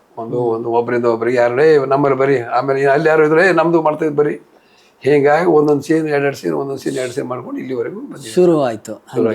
ಚಿಕ್ಕ ಪಾತ್ರಗಳು. ಹೌದು ಸರ್. ಕಾಶಿನಾಥ್ ಅವ್ರ ಪರಿಚಯನೂ ಆಯ್ತು ನಿಮಗೆ? ಕಾಶಿನಾಥ್ ಅವ್ರ ಪರಿಚಯ ಅರವಿಂದ್ ಅವ್ರ ಮೂಲಕನೇ ಸರ್. ಅದು ಅವ್ರ ಜೊತೆ ಆಕ್ಚುಲಿ ಚೆನ್ನಾಗಿತ್ತು. ಆಮೇಲೆ ಏನಾಯ್ತು, ಒಂದ್ಸರಿ ತುಮಕೂರಲ್ಲಿ ನಾಟಕ ಹಾಕೊಂಡಿದ್ರು ಸರ್. ಅವರು ಹಾಕೊಂಡಾಗ ಅಲ್ಲಿ ಅವ್ರು ಗೆಸ್ಟ್ ಆಗಿ ಬಂದಿರು ಕಾಶಿನಾಥ್ ಸರ್. ಅಷ್ಟೊತ್ತಿಗೆ ನಾನು ಕಾಶಿನಾಥ್ ಸರ್ ಮನೆ ಒಂದು 2 ವರ್ಷ ಹೋಗಿರ್ಬೇಕು ಅಂದಾಜ್. ಹೋಗೋದು, ಅಡ್ರೆಸ್ ನೋಡ್ಕೊಂಡಿದ್ದೆ. ನಮಸ್ಕಾರ ಸರ್. ನಮಸ್ಕಾರ ರೀ, ಬರ್ರಿ ಕೊಡ್ರಿ. ಚಾ ಕೊಡ್ರಿ. ಏನು ಸಮಾಚಾರ? ಏನಿಲ್ಲ ಸರ್, ಸುಮ್ಮನೆ ನೋಡೋಣ ಅಂತ ಬಂದೆ. ಬನ್ನಿ, ಒಂದು ವಾರ ಬಿಟ್ಟು ಬನ್ನಿ. ಹಿಂಗೇನವ್ರು ಹೆಂಗೆ ಮಾತಾಡೋ, ನಮಗೆ ಭಯ ಸರ್, ಹೆಂಗೆ ಮಾತಾಡೋದು, ಚಾನ್ಸ್ ಕೊಡ್ರಿ, ಹೆಂಗೆ ಮಾತಾಡೋದು. ಅವ್ರು ಭಾಳ ಸೀರಿಯಸ್, ಅವರು ಹೆಚ್ಚು ಮಾತಾಡ್ತಾ ಇರಲಿಲ್ಲ. ಅವ್ರು ಒಳ್ಳೆ ಅನುಭವ, ಇವೆಲ್ಲ ಒಳ್ಳೆ ಕ್ಲಿಕ್ ಆಗಿತ್ತು. ಅವ್ರಿಗೆ ಗೆಸ್ಟಾಗಿ ಬಂದಿದ್ರು. ಗೆಸ್ಟಾಗಿ ನಾನು ನಮಸ್ಕಾರ ಸರ್ ಅಂತ. ನೀವಿದ್ರಿ ಏನ್ರಿ ಅಂತ. ಹೌದು ಸರ್. ಹೌದಾ ಅಂದರೆ ಎಲ್ಲ ಗೆಸ್ಟ್ ಆಯಿತು, ಉದ್ಘಾಟನೆ ಮಾಡಿದರು. ಬರ್ತೀವಿ ಅರವಿಂದ್ ಬರ್ತೀನಿ ನಾನು ಅಂತ. ಸರ್ ಒಂಚೂರು ನಾಟಕ ನೋಡಿ ಅರವಿಂದ್, ಟೈಮೇ ಇಲ್ಲ, ಒಂಚೂರು ನೋಡಿ ಸರ್, ಒಂದು 2 ಸೀನ್ ನೋಡ್ಕೊಂಡು ಹೋಗಿ. ಇವ್ರು ಬೇರೆ ಇದ್ದಾರಲ್ಲ, ಆಯಿತು ಅಂತೇಳಿ ಸೈಡಿಗೆ ಒಂದು ಕುರ್ಚಿ ಹಾಕಿದ್ವಿ ಸರ್. ಅರ್ಧ ನಾಟಕ ನೋಡಿದ್ರು ಸರ್ ಅವರು. ಎಲ್ಲಿ ಆಗಿದ್ದು ನಾಟಕ? ಇಲ್ಲೇ ತುಮಕೂರು. ಬಟ್ ಹೆಂಗಿದೆ ಸರ್, ಎಲ್ಲ ಬ್ಯಾಂಕ್ ಜನಾರ್ದನ್ ಇದ್ದಾರೆ, ಬ್ರಹ್ಮ ಅವರು ಇದ್ದಾರೆ, ಅಗ್ರೋ ಚಿಕ್ಕಣ್ಣ ಅವರು, ಮೈಕೋ ಸೀತಾರಾಮ್, ಎಲ್ಲ ಒಳ್ಳೊಳ್ಳೆ ಕಲೆ ಸರ್. ಹೆಂಗೆ ಹೋಯ್ತಿದ್ದಾರೆ ಆ ನಾಟಕ ಸರ್, ಕೊಂಡು ತಂದ ಗಂಡ ಒಂದು ಸಿನಿಮಾ ಹೋದಂಗೆ, ಅಷ್ಟು ಚೆನ್ನಾಗಿ ಹೋಗೋದು. ಅವ್ರು ಕುಂತ್ಬಿಟ್ಟು ಆಮೇಲೆ ಡ್ರೈವರ್, ಸರ್ ಹೋಗ್ಬೇಕು ಬೇಗ, ಲೇಟ್. ಅಯ್ಯೋ ಎಷ್ಟೊತ್ತು, 1.5 ಗಂಟೆ ಕೂತ್ಕೊಂಡಿದ್ದೆ ನಾನು. ಆಮೇಲೆ ಹೋಗ್ತಾ ನಾನು ನಿಂತಿದ್ದೆ. ಏನು ರೀ ನೀವು ಅಂದರು. ಯಾಕೆ ಸರ್? ಏನು ರೀ ನೀವು? ಅಲ್ಲ ಬರ್ತೀರಾ, ನಮಸ್ಕಾರ ಅಂತೀರ, ಹೋಗ್ತೀರಾ? ಹೇಳಿದ್ರ ನನಗೆ ನಾಟಕಗಳು ಮಾಡ್ತೀನಿ ಅಂತ ನೀವು ಅಂದರು. ಇಲ್ಲ ಸರ್, ಹೇಳ್ಬೇಕ್ರಿ, ನನಗೇನು ಗೊತ್ತು ನೋಡಿ, ಎಷ್ಟು ಚೆನ್ನಾಗಿ ಮಾಡ್ತೀರಿ. ನಮ್ಮ ಅರವಿಂದು ಆ ಕಡೆ ಉಡುಪಿ ಭಾಷೆ, ನಿಮ್ಮ ಧಾರವಾಡ ಭಾಷೆ ಎಷ್ಟು ಚೆನ್ನಾಗಿದೆ. ಒಂದು ಅವಕಾಶ ಗಜಾಂತರ ಒಂದು ಸಿನಿಮಾ ಮಾಡ್ತಾಯಿದ್ದೀನಿ, ಒಳ್ಳೆ ಪಾತ್ರ ಇದೆ ಬೇರೆದಾರ್. ಒಂದು ಕೆಲಸ ಮಾಡಿ, ನಾಳೆಯಿಂದ ಒಂದು 2-3 ದಿವಸ ಬಿಟ್ಟು ಒಂದು ವಾರ ಫೋನ್ ಮಾಡಿ ನನಗೆ, ಆಲ್ರೆಡಿ ಶುರು ಆಗಿದೆ ನಮ್ಮದು. ಆಯ್ತಲ್ಲಿ ಸರ್, ದಿನ ಒಂದು ಬೆಳಿಗ್ಗೆ ಹೇಳಿದ್ರು 7 ಗಂಟೆ ಫೋನ್ ಮಾಡಬೇಕು. 7 ಗಂಟೆ ಮೇಲೆ ಕರೆಕ್ಟ್, ಸರ್ ನಮಸ್ತೆ ಸರ್, ಬಿರಾದಾರ್ ಸರ್, ನಾಳೆ ಮಾಡಿ ಅಷ್ಟೇ. ಇದೇ ಹೇಳಿದ್ರು ಅವ್ರು, ಜಾಸ್ತಿ ಮಾತಾಡಬೇಡಿ, ಬೆಳಿಗ್ಗೆ ನಾ ಹೇಳ್ತೀನಿ, ನೀವು ಮಾಡಿ ನಾ ಹೇಳ್ತೀನಿ ಅಂತ. ಸರ್ ನಮಸ್ತೆ ಸರ್, ಬಿರಾದಾರ್ ಸರ್, ನಾಳೆ ಮಾಡಿ ಬಿರಾದಾರ್. ಅಷ್ಟೇ. ಹಿಂಗೆ ಎಷ್ಟು ದಿನ? ಒಂದು 8 ದಿನ ಹೋಯ್ತು ಸರ್. ಹೌದಾ? 8 ದಿನ ಹೋಯ್ತು. ಲ್ಯಾಂಡ್ಲೈನ್ಗೆ ನಂಬರ್ ಕೊಟ್ಟಿದ್ರು. 7 ಗಂಟೆ ಮಾಡಿ ಕರೆಕ್ಟಾಗಿ ಆಯ್ತು ಮಾಡಿದೆ. ಸರ್ ನಮಸ್ತೆ ಸರ್, ಬಿರಾದರ್ ಸರ್. ಹಾಂ ಬಿರಾದರ್, ಇವತ್ತು ಬರುತ್ತೆ ರೀ ನಿಮ್ಮ ಕ್ಯಾರೆಕ್ಟ್ರು. ಲಾಲ್ಬಾಗ್ ಗೊತ್ತಾ ಬಿರಾದರ್? ನಿಮಗೆ ಗೊತ್ತು ಸರ್. ಲಾಲ್ಬಾಗಿಂದ ಬಸ್ ನೋಡಿಕೊಂಡು ರೋಡ್ ಹೋಗುತ್ತಲ್ಲ ಹಿಂಗೆ ಪೆಟ್ರೋಲ್. ಗೊತ್ತು ಸರ್ ಗೊತ್ತಾ ನಿಮಗೆ? ಗೊತ್ತು ಸರ್. ಹಾಗೆ ಬನ್ನಿ, ಅಲ್ಲೊಂದು ಜನರೇಟರ್ ಗಾಡಿ ಗೊತ್ತಾಗ್ಬಿಡುತ್ತೆ ನಿಮಗೆ. ಅಲ್ಲಿ ಬಂದರೆ ನೀವೊಂದು ಎಷ್ಟು ಗಂಟೆ ಬನ್ನಿ ಸರ್? ಒಂದು 12 ಗಂಟೆಗೆ ಬನ್ನಿ. 12 ಗಂಟೆಗೆ ಬಂದರೆ ನೀವು 1 ಗಂಟೆ ನಿಮ್ಮ ಪಾತ್ರ ಮುಗಿದೋಗ್ಬಿಡುತ್ತೆ, ಊಟ ಮಾಡ್ಕೊಂಡು ನೀವು ಬರ್ಬೋದು. ಕರೆಕ್ಟಾಗಿ 11:30 ನಾನು ಹೋದೆ ಅಷ್ಟೇ. ಇವತ್ತು ನಿಮ್ಮ ಸೀನ್ ಇದೆ ಅಂತ ಅವತ್ತೇ ಗೊತ್ತಾಗೋದು ನಿಮ್ಗೆ? ಅವತ್ತೇ ಗೊತ್ತಾಗೋದು. ಹೋದ ಉಪೇಂದ್ರ ಅವರು ಅಸೋಸಿಯೇಟ್ ಡೈರೆಕ್ಟ್ರು ಕರೆಕ್ಟ್ ಬಂದರು. ಎಲ್ಲ ಸತ್ಯಭಾಮ ಆಯಿತು, ಅಂಜನಾ ಅಂತ ಹೇಳಿದ್ರು. ಅವ್ರ ಆಕ್ಟ್ರೆಸ್ ಹೀರೋ ಎಲ್ಲ ಮುಗೀತು. ಎಲ್ಲ ಮುಗಿದ ಮೇಲೆ ಎಲ್ಲ ಆಯಿತು, ಪಾತ್ರ ಮುಗೀತು. ಮುಗಿದ ಮೇಲೆ ಚೆನ್ನಾಗಿ ಮಾಡಿದ್ರಿ ಬ್ರದರ್, ಚೆನ್ನಾಗಿ ಮಾಡಿದ್ರಿ, ಒಳ್ಳೆ ಇದು ಒಳ್ಳೆ ಕ್ಲಿಕ್ ಆಗುತ್ತೆ ನೋಡ್ರಿ ಅಂದರು. ಅದೇ ಒಂದು ಸೀನ್ ಹೆಂಗೆ ಕ್ಲಿಕ್ ಆಗುತ್ತೆ ನನಗೆ. ಚೆನ್ನಾಗಿ ಮಾಡಿದ್ರೆ ಒಳ್ಳೆ ಕ್ಲಿಕ್ ಆಗುತ್ತೆ ನೋಡಿ ಬ್ರದರ್, ಒಳ್ಳೆ ಚೆನ್ನಾಗಿ ಮಾಡಿದ್ರಪ್ಪ ಅಂತ ಉಪೇಂದ್ರ ಅವರು ಅಂದರು. ನನಗೇನೋ ಈ ಒಂದು ಸೀನಿದೆ ಕ್ಲಿಕ್ ಅದು, ಯಾಕಂದ್ರೆ ನಾವು ನಾಟಕ ಕಂಪ್ನಿಯಲ್ಲಿ ಪಾತ್ರ ಮಾಡಿದ್ರು. ಒಂದು ಸೀನ್ ಕ್ಲಿಕ್ ಅದು ಹೆಂಗೆ ಬೇರೆ ಥರನೇ. ಆಮೇಲೆ ಸರ್ ಅದು ಹೀರೋ ಬರೋ ಜಾಗದಲ್ಲಿ ನಾನು ಬರ್ತೀನಿ. ಇಂಪಾರ್ಟೆಂಟ್ ಸೀನ್ ಅದು ಸರ್. ಹೊರಗಡೆ ಬಂದ ಮೇಲೆ ಡಬ್ಬ ರಿಪೇರಿ ಕೊಡೆ ರಿಪೇರಿ ಅಂತ ಅಲ್ಲಿಂದ ಶುರು ಆಯ್ತು ಸರ್. ಅಲ್ಲಿಂದ ಯಾರೇ ಅವರು ಡಬ್ಬ ರಿಪೇರಿ ಕೊಡೆ ರಿಪೇರಿ ಅದು ಒಬ್ರದ್ದು ಬಾಯಿ ಬಂದ್ಬಿಡ್ತದೆ. ಈಗ ಕಾಶಿನಾಥ್ ಅವರು ಯಾರು ಕೇಳಿದ್ರೆ ಎಲ್ರಿ ಇರ್ತಾರೆ ಡಬ್ಬ ರಿಪೇರಿ ಕೊಡೆ ರಿಪೇರಿ ಅವರು ಅದು ಸರ್ ಕಾನಿಸ್ಕ ಇಲ್ಲೇ. ಅಲ್ಲಿ ಆಯ್ತು. ನಮಗೆ ಒಂದು 10-20 ಜನ ದಿವಸ, ಒಂದು 20-25 ಜನ ಕಲಾವಿದರಿದ್ದೀವಿ ಸರ್. ನಮ್ಮೆಲ್ಲ ಒಗ್ಗಟ್ಟಿತ್ತು ಸರ್. ಅವರೆಲ್ಲ ಹೋದ್ರೆ ನಾನು ಹೋಗಿ ಬಂದಿನಿ, ನನ್ನ ಹೆಸರು ಹೇಳ್ಬೇಡ, ಹೋಗಿ ಭೇಟಿ ಮಾಡೋಣ. ನಾನು ಹೋದ್ರೆ ನಾನು ಹೋಗಿ ಬಂದಿನಿ, ನನ್ನ ಹೆಸರು ಹೇಳ್ಬೇಡ, ನೀವು ಹೋಗಲ್ಲ. ಡೈರೆಕ್ಟರ್ ಹೆಸರು ಯಾರು ಹೇಳಿದ್ರು ಅಂತ ಬೈತಾರೆ ಡೈರೆಕ್ಟರ್ ಅಂತೇಳಿ. ಅಲ್ಲಿ ಏನು ಸರ್, ಒಬ್ಬರಿಂದ ಒಬ್ರಿಗೆ ಹೆಲ್ಪ್ ಆಗಿದೆ ಸರ್. ಹಿಂಗಾಗಿ ಆಯ್ತು. ಕೆಲವು ಅಜಗಜ ಅಂತೆಲ್ಲ ಬಂದ್ಮೇಲೆ ಸ್ವಲ್ಪ ಎಲ್ಲರೂ ಯಾರೇ ಒಳ್ಳೆ ಕಲಾವಿದರು ಅಂತೇಳಿ 1 ಸೀನು 2 ಸೀನು ಹಂಗೆ ಅಲ್ಲಿಂದ ಇದಾಗಿ ಸರ್ ವರ್ಕೌಟ್ ಆಯ್ತು.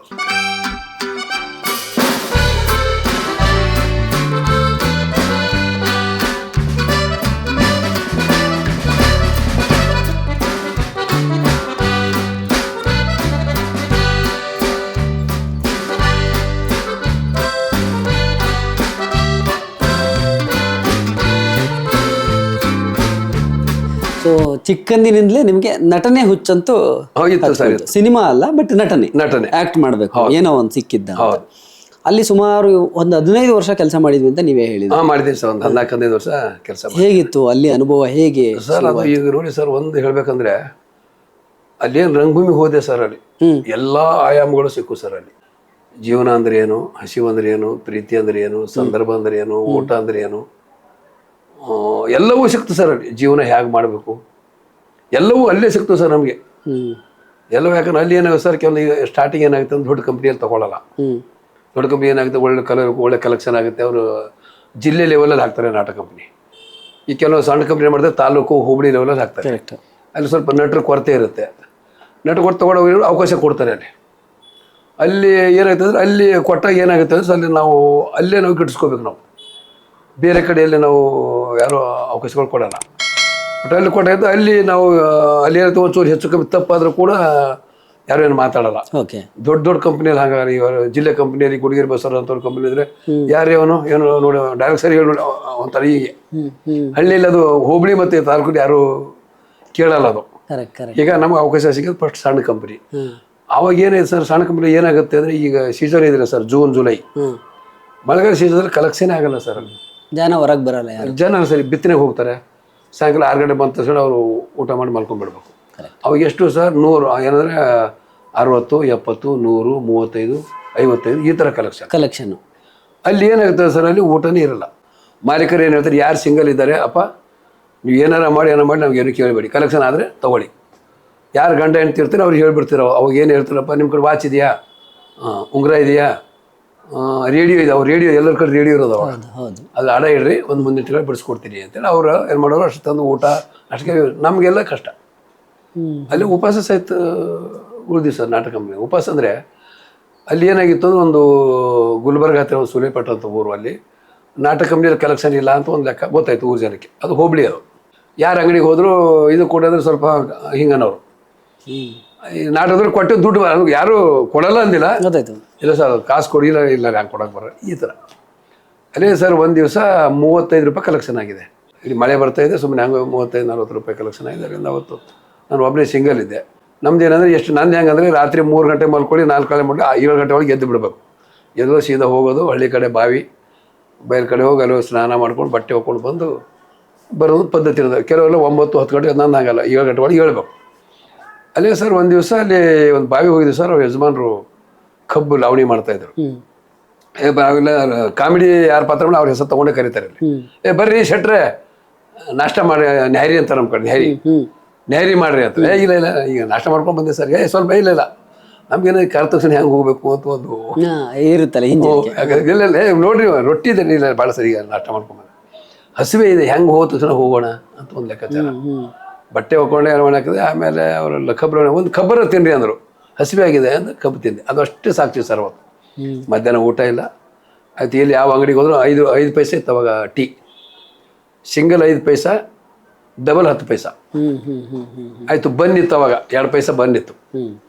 ನಮಗೊಂದು ಸಿಗರೇಟ್ ಏನು ಮಾಡೋದು 15 ಪೈಸಾಗೆಲ್ಲ ಜೀವನ ಮುಗಿದು ಬಿಡೋದು. ಆಯ್ತು ಏನೇನೋ ತಿಳಿ ತಗೊಂಡು 10 ಪೈಸಾ. ಸರ್ ಅವತ್ತೇನಾಗಿದೆ, ಹಸಿವೆ ಆಗ್ತಾ ಯಾರಿಗೆ ಕೇಳೋಂಗಿಲ್ಲ. ನಮ್ಮ ನಾಟಕ ಮಾಲೀಕ ಹೇಳ್ಬಿಟ್ರು, ಇಲ್ಲಪ್ಪ ಏನಾರ ಮಾಡ್ಕೊಂಡು ನನಗೆ ಮುಂದಿನ ತಿಂಗಳು ಬಿಡಿಸ್ಕೊಡ್ತೀನಿ ಅಂತ. ಸರ್ ಅವತ್ತು ಬಸ್ ಹಮಾಲ್ ಅಂತೇಳಿ ನಾಟಕ, ಇದು ರಂಗನ ಪಾತ್ರ. ಆಯ್ತು ಅವರ ನನ್ನ ಜೊತೆ ಲೇಡೀಸ್ ಬಂದು ಓನರ್ ಮಿಸ್ಸಸ್ಸು. ಸರ್ ಅವತ್ತು ಏನಾಗಿದೆ, ರಂಗನ ಪಾತ್ರ ಆಗಿದೆ ಕಾಮಿಡಿ, ಡ್ಯಾನ್ಸ್ ಮಾಡಬೇಕು. ಡ್ಯಾನ್ಸ್ ಮಾಡಿ ಸುಸ್ತಾಗಿ ಕುತ್ಕೊಂಡು ಬಿಡ್ತೀವಿ. ರಿಯಲ್ ಆಗಿ ಕಥೆಯಲ್ಲಿ ಇದೆ ಅದು.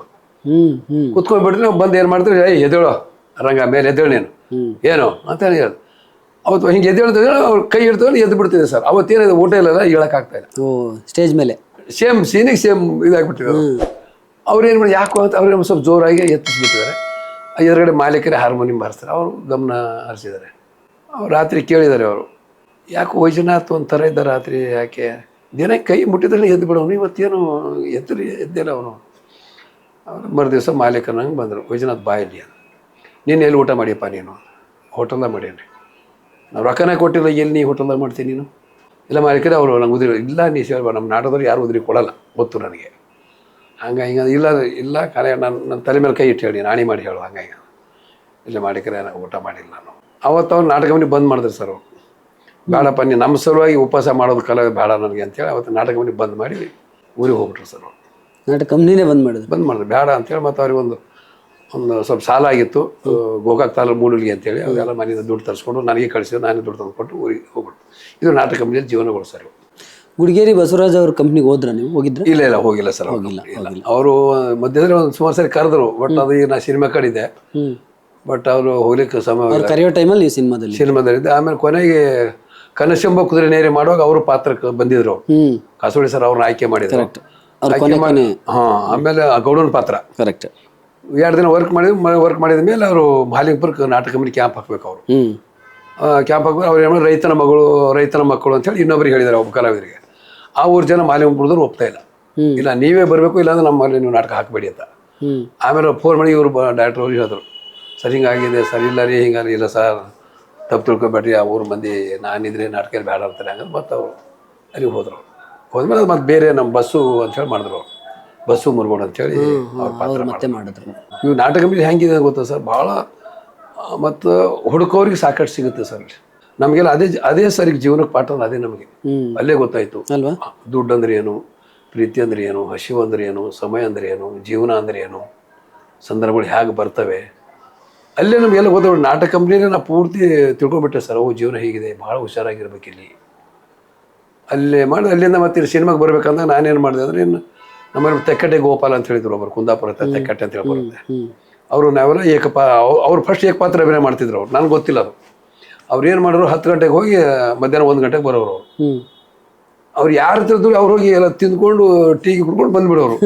ನಾನಂದು ಏನು ರೀ ನೀವು ಎಲ್ಲ ದುಡ್ಡಿಲ್ಲ ತಾಯಿ ಸುಮ್ಮನೆ ಕೊಡಿ ಹೇಳ್ಬಿಡು, ಮಾಲೀಕರಿಗೆ ಹೋಗಿ ಬೈತಾರೆ. ಯಾಕೆ? ನಾನು ಇದಕ್ಕೆ ಹೋಗಿದ್ದೆ, ಏಕಪಾತ್ರ ಬೇರೆ ಹೋಗಿದ್ದೆ. ಏಕಪಾತ್ರ ಬೇರೆ ಅಂದರೆ ಏನದು? ಏಕಪಾತ್ರ ಬೇರೆ ಎಲ್ಲರೂ ಒಬ್ಬರೇ ಎಲ್ಲ ಪಾತ್ರ ಮಾಡೋದು. ನಾನು ಮಾಡ್ಬೋದಾ ಅಂತ. ಮಾಡ್ಬೋದು. ನಾಳೆ ಇಲ್ಲಿದೆ ಇಂಥ ಸ್ಕೂಲಿಗೆ ಹೋದವರು 10 ಗಂಟೆಗೆ ಹೋಗೋದು, 1 ಗಂಟೆಗೆ ಬಂದುಬಿಡೋರು, ಆರಾಮಾಗಿರೋರು, ಕಾಮ ತೊಟ್ಟಿ ಊಟ ಮಾಡ್ಕೊಂಡು ಬರೋರು. ಆಮೇಲೆ ನಾನು ನೋಡ್ತೀನಿ ಗೋಪಾಲ್ ಅವರೇ ಒಂದು ದಿವಸ ಬನ್ನಿ ಅಂತಂದ್ರು. ಎಚ್.ಎಂ. ನಾಯಕ, ಮುದುಕನ ಮದುವೆ, ಸಿಂಧೂರು ಲಕ್ಷ್ಮಣ, ಥ್ಯಾಕ್ರೆ, ಮಲ್ಲಪ್ಪ ಶೆಟ್ಟಿ ಇವೆಲ್ಲ ಮಾಡೋರು.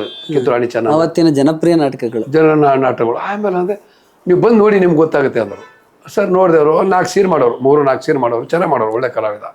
ನಾನು ನೋಡ್ರಿ ನೀವು ಥ್ಯಾಕ್ರೆ ಮಾಡಿ, ನಾನು ಮಲ್ಲಪ್ಪ ಶೆಟ್ಟಿ ಮಾಡ್ತೀನಿ. ಆಮೇಲೆ ನೀವು ಸಿಂಧೂರು ಲಕ್ಷ್ಮಣ ಮಾಡಿ, ನಾನು ಮಾರ್ವಾಡಿ ಮಾಡ್ತೀನಿ. ಮುದುಕನ ಮದುವೆ ನೀವು ರಂಗಾಯಣ ಮಾಡಿ ನಾ ಶೇಷ ಹೀಗೆಲ್ಲ ನಾವು ಮಾಡ್ಕೊಂಡ್ಬಿಟ್ಟೆ ನಾನು. ಆಯ್ತು ನಾವೇನು ಮಾಡಿದ್ವಿ, ಇವು ಥ್ಯಾಕ್ರೆ ಮತ್ತು ಮಲ್ಲಬ್ ಶೆಟ್ಟಿದು ಇಂಗ್ಲೀಷ್ ಕಾಮಿಡಿ ಸಿಕ್ಕಾಪಟ್ಟೆ ಇದೆ. ಅವ್ನು ಇಂಗ್ಲೀಷ್ದಾಗ ಏನೋ ನಮ್ಮ ಕನ್ನಡ ಅವನು ಬರಲ್ಲ, ಆದರೆ ಅಲ್ಲಿ ನಾನು ಜಾಸ್ತಿ ಮಾಡ್ಕೊಂಡು ನಾವು ಸುಮಾರು ವರ್ಷ ನಾವು ಏಕಪಾತ್ರ ಬೇರೆ ಮಾಡಿದ್ವಿ. ಏಕಪಾತ್ರ ಬೇರೆ ಅವ್ರಿಗೆ ನಾನು ಹೇಳಿದೆ, ಸರ್ ಈಗ ನಾನು ಬೆಂಗಳೂರು ಬರ್ಬೇಕಂತ ಮಾಡೀನಿ, ಹಂಗೆ ಬರ್ರಿ ನಾನು ಚಾಮರಾಜಪೇಟೆಯಲ್ಲಿ ಮನೆ ಇದೆ, ನನಗೆಲ್ಲ ಬೆಂಗಳೂರು ಬಂದು ಬನ್ನಿ, ನೀವು ಯಾವ ಬರ್ತೀರ ಬನ್ನಿ ಅಂತೇಳಿ ಒಂದು ಅವರು ಅಡ್ರೆಸ್ ಕೂಡ ಕೊಟ್ಟಿದ್ರು. ಬಟ್ ಅಡ್ರೆಸ್ಕೊಂಡು ಅದು ಮಧ್ಯೆ ಗ್ಯಾಪ್ ಆಯ್ತು ಅವ್ರಿಗೂ ನಮಗೂ. ಅವ್ರಿಗೆ ಊರ ಕಡೆ ಬಂದು ನಾನು ಅಲ್ಲೇ ಉಳ್ಕೊಂಡೆ. ಈಗ ಭಾಳ ದಿನ ಇಲ್ಲಿ ಬಂದಮೇಲೆ ಒಂದು ವಾರಕ್ಕೆ ಸಿಕ್ಕರು ಅವ್ರು ನನಗೆ. ಅವ್ರು ಒಂದು ಅಡ್ರೆಸ್ ಕೊಟ್ಟಿದ್ರು, ಜೇಬನಿಗೆ ಇಟ್ಕೊಂಡಿದ್ದೆ, ಬಟ್ಟೆ ಹೋಗಿರೋ ಅದು ಹೋಗ್ಬಿಟ್ಟಿದೆ, ಅಡ್ರೆಸ್ ಗೊತ್ತಿಲ್ಲ. ಆಮೇಲೆ ಒಂದು ನಾನು ನೆನಪಿತ್ತು, ಏನಿಲ್ಲ ರೀ ನಮ್ಮಲ್ಲಿ ಒಂದು 52 ಬಸ್ ನಂಬರ್ ಅಂತ ಹೇಳಿದೆ, ಯಶವಂತಪುರ ಟು ರಾಘವೇಂದ್ರ ಕಾಲೋನಿ ವಯ ಮೆಜೆಸ್ಟಿಕ್ಕು, ಬರುವಾಗ ತುಳಸಿ ಪಾರಕ್ಕೆ ಇಳಿತೀನಿ ನಾನು. ಅದು ಒಂದೇ ನೆನಪಿತ್ತು ನನಗೆ. ಒಂದು ವಾರಕ್ಕಾದೆ ಸರ್, ಈಗ ತುಳಸಿ ತೋಟ ಅಂತ ಇದೆಯಲ್ಲ, ಈಗ ಮನೆ ಗೊತ್ತಿಲ್ಲ ಬಟ್ ಸ್ಟಾಪ್ ಗೊತ್ತಿತ್ತು. ಈ ಸ್ಟಾಪ್ ಗೊತ್ತಿತ್ತು. ಅವ್ರು ಹೇಳಿದ್ರು ನಾನು ಬರೋದೇ ನೋಡ್ರಿ 10 ರಿಂದ 11, ಲಾಸ್ಟ್ 12, 10 ರಿಂದ 12 ಸಿಗ್ತೀನಿ. ಒಂದು ವಾರಕ್ಕಾದ್ಮೇಲೆ ಸಿಕ್ಕರು. ಸಿಕ್ಕ ಮೇಲೆ ಅಲ್ಲಿಂದ ಅವ್ರು ಸ್ವಲ್ಪ ಹೆಲ್ಪ್ ಮಾಡಿದ್ರು ನನಗೆ. ಅಲ್ಲಿಂದ ಸಿನಿಮಾ ಜರ್ನಿ ಓಡಾಟ. ನೀವು ಹೇಳ್ದಂಗೆ ರಂಗಭೂಮಿನೂ ಕಷ್ಟ ಇತ್ತು ಅವತ್ತಿನ ಕಾಲಕ್ಕೆ, ಸಿನಿಮಾ ರಂಗನೂ ಕಷ್ಟ ಇತ್ತು. ಹೌದು ಸರ್. ಆರಂಭಿಕ ಹಂತದಲ್ಲಿ ಚಿತ್ರರಂಗದಲ್ಲೂ ಕೂಡ ದುಡ್ಡು ಸಿಗ್ತಿರ್ಲಿಲ್ಲ. ಹೌದು ಸರ್. ವರ್ಷಕ್ಕೆ 4-5 ಸಿನಿಮಾ ಬರ್ತಿತ್ತು ಅಂತ ಕಾಲ ಇತ್ತು. ಹೌದು. ಸೊ ಆಮೇಲೆ ನೀವು ಸಿನಿಮಾಗೆ ಬರ್ತೀರಿ. ಸಿನಿಮಾ ನಂಟು ಬೆಳೆದಿದ್ದು ಹೇಗೆ? ಓಕೆ, ರಂಗಭೂಮಿ ನೀವು ಅನಿರೀಕ್ಷಿತವಾಗಿ ನಾಟಕಕ್ಕೆ ಬಂದ್ರಿ. ಹೌದು ಸರ್. ಸಿನಿಮಾಗೂ ಕೂಡ ಅನಿರೀಕ್ಷಿತವಾಗಿ ಬಂದ್ರಿ ಅಂತ ನೀವು ಹೇಳಿದ್ರಿ. ಹೆಂಗೆ ಸಿನಿಮಾ ನಂಟು ಬೆಳೆದಿದ್ದು ಹೇಗೆ? ಇಲ್ಲ, ಇಲ್ಲಿ ಏನಾಗುತ್ತೆ ಸರ್, ಅವಾಗ ನಾವು ಇಲ್ಲಿ ಬಂದ ಗಾಂಧಿನಗರ ಕಾನಿಸ್ಕ ಅಂತ ಹೇಳಿ ಇದೆಯಲ್ಲ ಸರ್, ಕಾನಿಸ್ಕನ ಎಲ್ಲರೂ ಅವ್ರು ಗೋಪಾಲ್ ಹೇಳಿದ್ರು ಕಾನಿಸ್ಕ ಹತ್ರ ಹೋಗಿ ಎಲ್ಲರೂ ಸಿಗ್ತಾರೆ, ಎಲ್ಲರೂ ಅಲ್ಲೇ ಸಿಗೋದು, ಓಡಾಡ್ತಿದ್ವಿ. ನಂದೇನು ಸರ್, ಒಂದು ಪೇಪರ್ ಇಟ್ಕೊಳ್ಳೋದು, ಎಲ್ಲಿ ಡೈರೆಕ್ಟರ್ ಇದ್ದಾರೆ ಆ ರೂಮ್ ನಂಬರ್ ಬರ್ಕೊಳ್ಳೋದು, ಯಾವಾಗ ಬಾ ಅಂತಾರೆ ಆ ಡೇಟು ಬರ್ಕೊಳ್ಳೋದು. ಈ ಕಡೆ ಕಾಶಿನಾಥ್ ಅವ್ರ ಮನೆಗೆ ಹೋಗ್ತಿದ್ದೆ, ಆ ಕಡೆ ಗೀತಾಪ್ರಿ ಅವ್ರ ಮನೆಗೆ ಹೋಗ್ತಿದ್ದೆ, ಆ ಕಡೆ ಸಿಲ್ಲಿಗಾನವ್ರು ಟೂರಿಸ್ಟ್ನಲ್ಲಿ ಇದ್ರು, ET ರಘುವರು ಇಲ್ಲಿ ಬ್ರಾಡ್ವೇಲಿ ಇದ್ರು, ಆಯ್ತು ನಾಗಣ್ಣವ್ರು ಲಕ್ಷ್ಮಿಯಲ್ಲಿ ಇದ್ರು, ಸಂತೋಷ್ ಲಾಡ್ಜಲ್ಲಿ ಇದ್ರು, ನಂದ ಈ ಕಡೆ ಮೋತಿವರಿ ಎಲ್ಲ ಒಂದು ಗುರ್ತು ಮಾಡ್ಕೊಂಡಿವಿ ಸರ್. ಗಾಂಧಿನಗರದಲ್ಲೇ ಇರೋರು, ಐಲ್ಯಾಂಡ್ಸ್ ಏರಿಯಾ ನೀವು ಕೂತಿರೋ ಜಾಗ. ಐಲ್ಯಾಂಡ್ಸು ಎಲ್ಲ ಬರ್ಕೊಂಡ್ಬಿಟ್ಟಿವಿ ಸರ್. ಯಾರು ಹೇಳ್ತಾ ಹೋಗೋದು ಬೆಳೋದು ನಮ್ದೇನು ಸರ್. ಇವತ್ತಿಗೂ ನಾನು ಸರ್ ಯಾರು ಹೇಳ್ತಾರೆ ಚಾನ್ಸ್ ಕೊಡ್ಲಿ ಬಿಡ್ಲಿ ಕರೆಕ್ಟಾಗಿ ಹೋಗೋದು. ಎಲ್ಲೋ ಒಂದು ಕಡೆ ಹೋದ ಸುಮ್ಮನೆ ಈಗ ಅಸಿಸ್ಟೆಂಟ್ ಡೈರೆಕ್ಟರ್ ಇರ್ತಾರೆ ನಮ್ಮವ್ರು, ಸುಮ್ಮನೆ ಅಂದರೆ ನಾಳೆ ಬೆಳಿಗ್ಗೆ ಒಂದು 5 ಗಂಟೆಗೆ ಬಂದುಬಿಡ್ರಿ ನೀವು ಒಂದು ಹೇಳಿದ್ರೆ ನಮಗೇನು ಗೊತ್ತಿಲ್ವಲ್ಲ. 5 ಗಂಟೆಗೆ ಹೋದೆ, ಅವ್ರು ಸುಮ್ಮನೆ ತಮಾಷೆಗೆ ಹೇಳಿದ್ದಾರೆ ನಾಳೆ 5 ಗಂಟೆಗೆ ಬಂದುಬಿಡ್ರಿ, ಬೆಳಗಿನ ಜಾವ 5 ಗಂಟೆ. ನಾನು 5 ಗಂಟೆಗೆ ಹೋದೆ. ನಾನು ಪಿಕ್ಚರ್ ಮಾಡೋರು ಇದ್ದಾರೆ. ಹೋದಾಗ ಅವರು ಅವ್ರು ಡೈರೆಕ್ಟ್ರು ಅವತ್ತು ಡೈರೆಕ್ಟ್ರ್ ಎದ್ದಿದ್ದಾನೆ, ಅವರು ಇದ್ದಾರೆ. ಯಾರೇ ನೀವು ಅಂತ ಸರ್ ಇವ್ರೆ, ಏನು ನೀವು ಸರ್ ಹಿಂಗೆ ಆರ್ಟಿಸ್ಟ್ ಅಂದರೆ ಸರ್ ನಾಟಕ ಕಂಪನಿ ರಂಗಭೂಮಿ. ಏನು ಇಷ್ಟೊತ್ತಿಗೆ ಬರ್ತಾಯಿದೆ ಸರ್ ಹೇಳಿದ್ದಾರೆ. ಯಾರು ಹೇಳಿದ್ದಾರೆ? ಇವ್ರು ಹೇಳಿದ್ದಾರೆ. ಏನಕ್ಕೆ ಬೆಳೀತಾರೆ ಅವ್ರು ಸುಮ್ಮನೆ ಹೇಳಿ ತಮಾಷೆಗೆ ನನಗೆ ಗೊತ್ತಿಲ್ಲ. ಆಮೇಲೆ ಬೈದ್ರು ಅವ್ರು, ನೋಡ್ರಿ ರಂಗಭೂಮಿ ಕಲಾವಿದ ಅವನು, ಹಾಗೆಲ್ಲ ಹೇಳಬೇಡಿ ಪಾಪ, ಯಾರು ಆಸೆ ಇರುತ್ತೆ ಎಲ್ರಿಗೂ. ಆಮೇಲೆ ಬಂದು ಅವರೇ ಒಂದು ಇದು ಮಾಡಿಸಿ ಬೇರೆ ಕಡೆ ಮಾಡಿಸಿದ್ರೆ ನಂಗೆ ಅವಕಾಶ ಮಾಡಿಕೊಟ್ಟು. ಹಾಗೆಲ್ಲ ನೀವು ಬಂದಿಲ್ಲ ಮತ್ತೆ ಸ್ವಲ್ಪ ನಾಟಕದ ಡೈಲಾಗ್ಸ್ ಎಲ್ಲ ಹೇಳಿಸಿದ್ರು ನೋಡೋದು. ಅಲ್ಲಿ ಹೀಗೆ ನಮ್ದೇನು ಸರ್ ಒಂದು ಅಲ್ಲಿ ಏನಾಯ್ತು ನಾವು ಹೋಗುತ್ತಲ್ಲಿ ಯಾರು ಇವ್ರನ್ನ ಕರೆಕ್ಟಾಗಿ ಬರ್ತಾರಲ್ಲ ಈ ಮನುಷ್ಯ ಅನ್ನೋದು ಒಂದು ಏನು ಈ ಮನುಷ್ಯ ಇಷ್ಟು ಕರೆಕ್ಟಾಗಿ ಬರ್ತಾರೆ, ಯಾವ ಊರೇ ನಿಮ್ಮದು ಸರ್? ಈಗ ನಾಟಕ ಮನೆಯವ್ರು ಏನ್ರಿ ನೀವು? ಅವ್ರು ನಾಟಕ ಮನೆಯವ್ರು ಅಂದ್ರೆ ಒಂದು ಇದು ಬರ್ರಿ ಕೂತ್ಕೊಡಿ ಒಂದು ಕ್ಯಾಟ್ರ್ ಹಾಕಪ್ಪದು.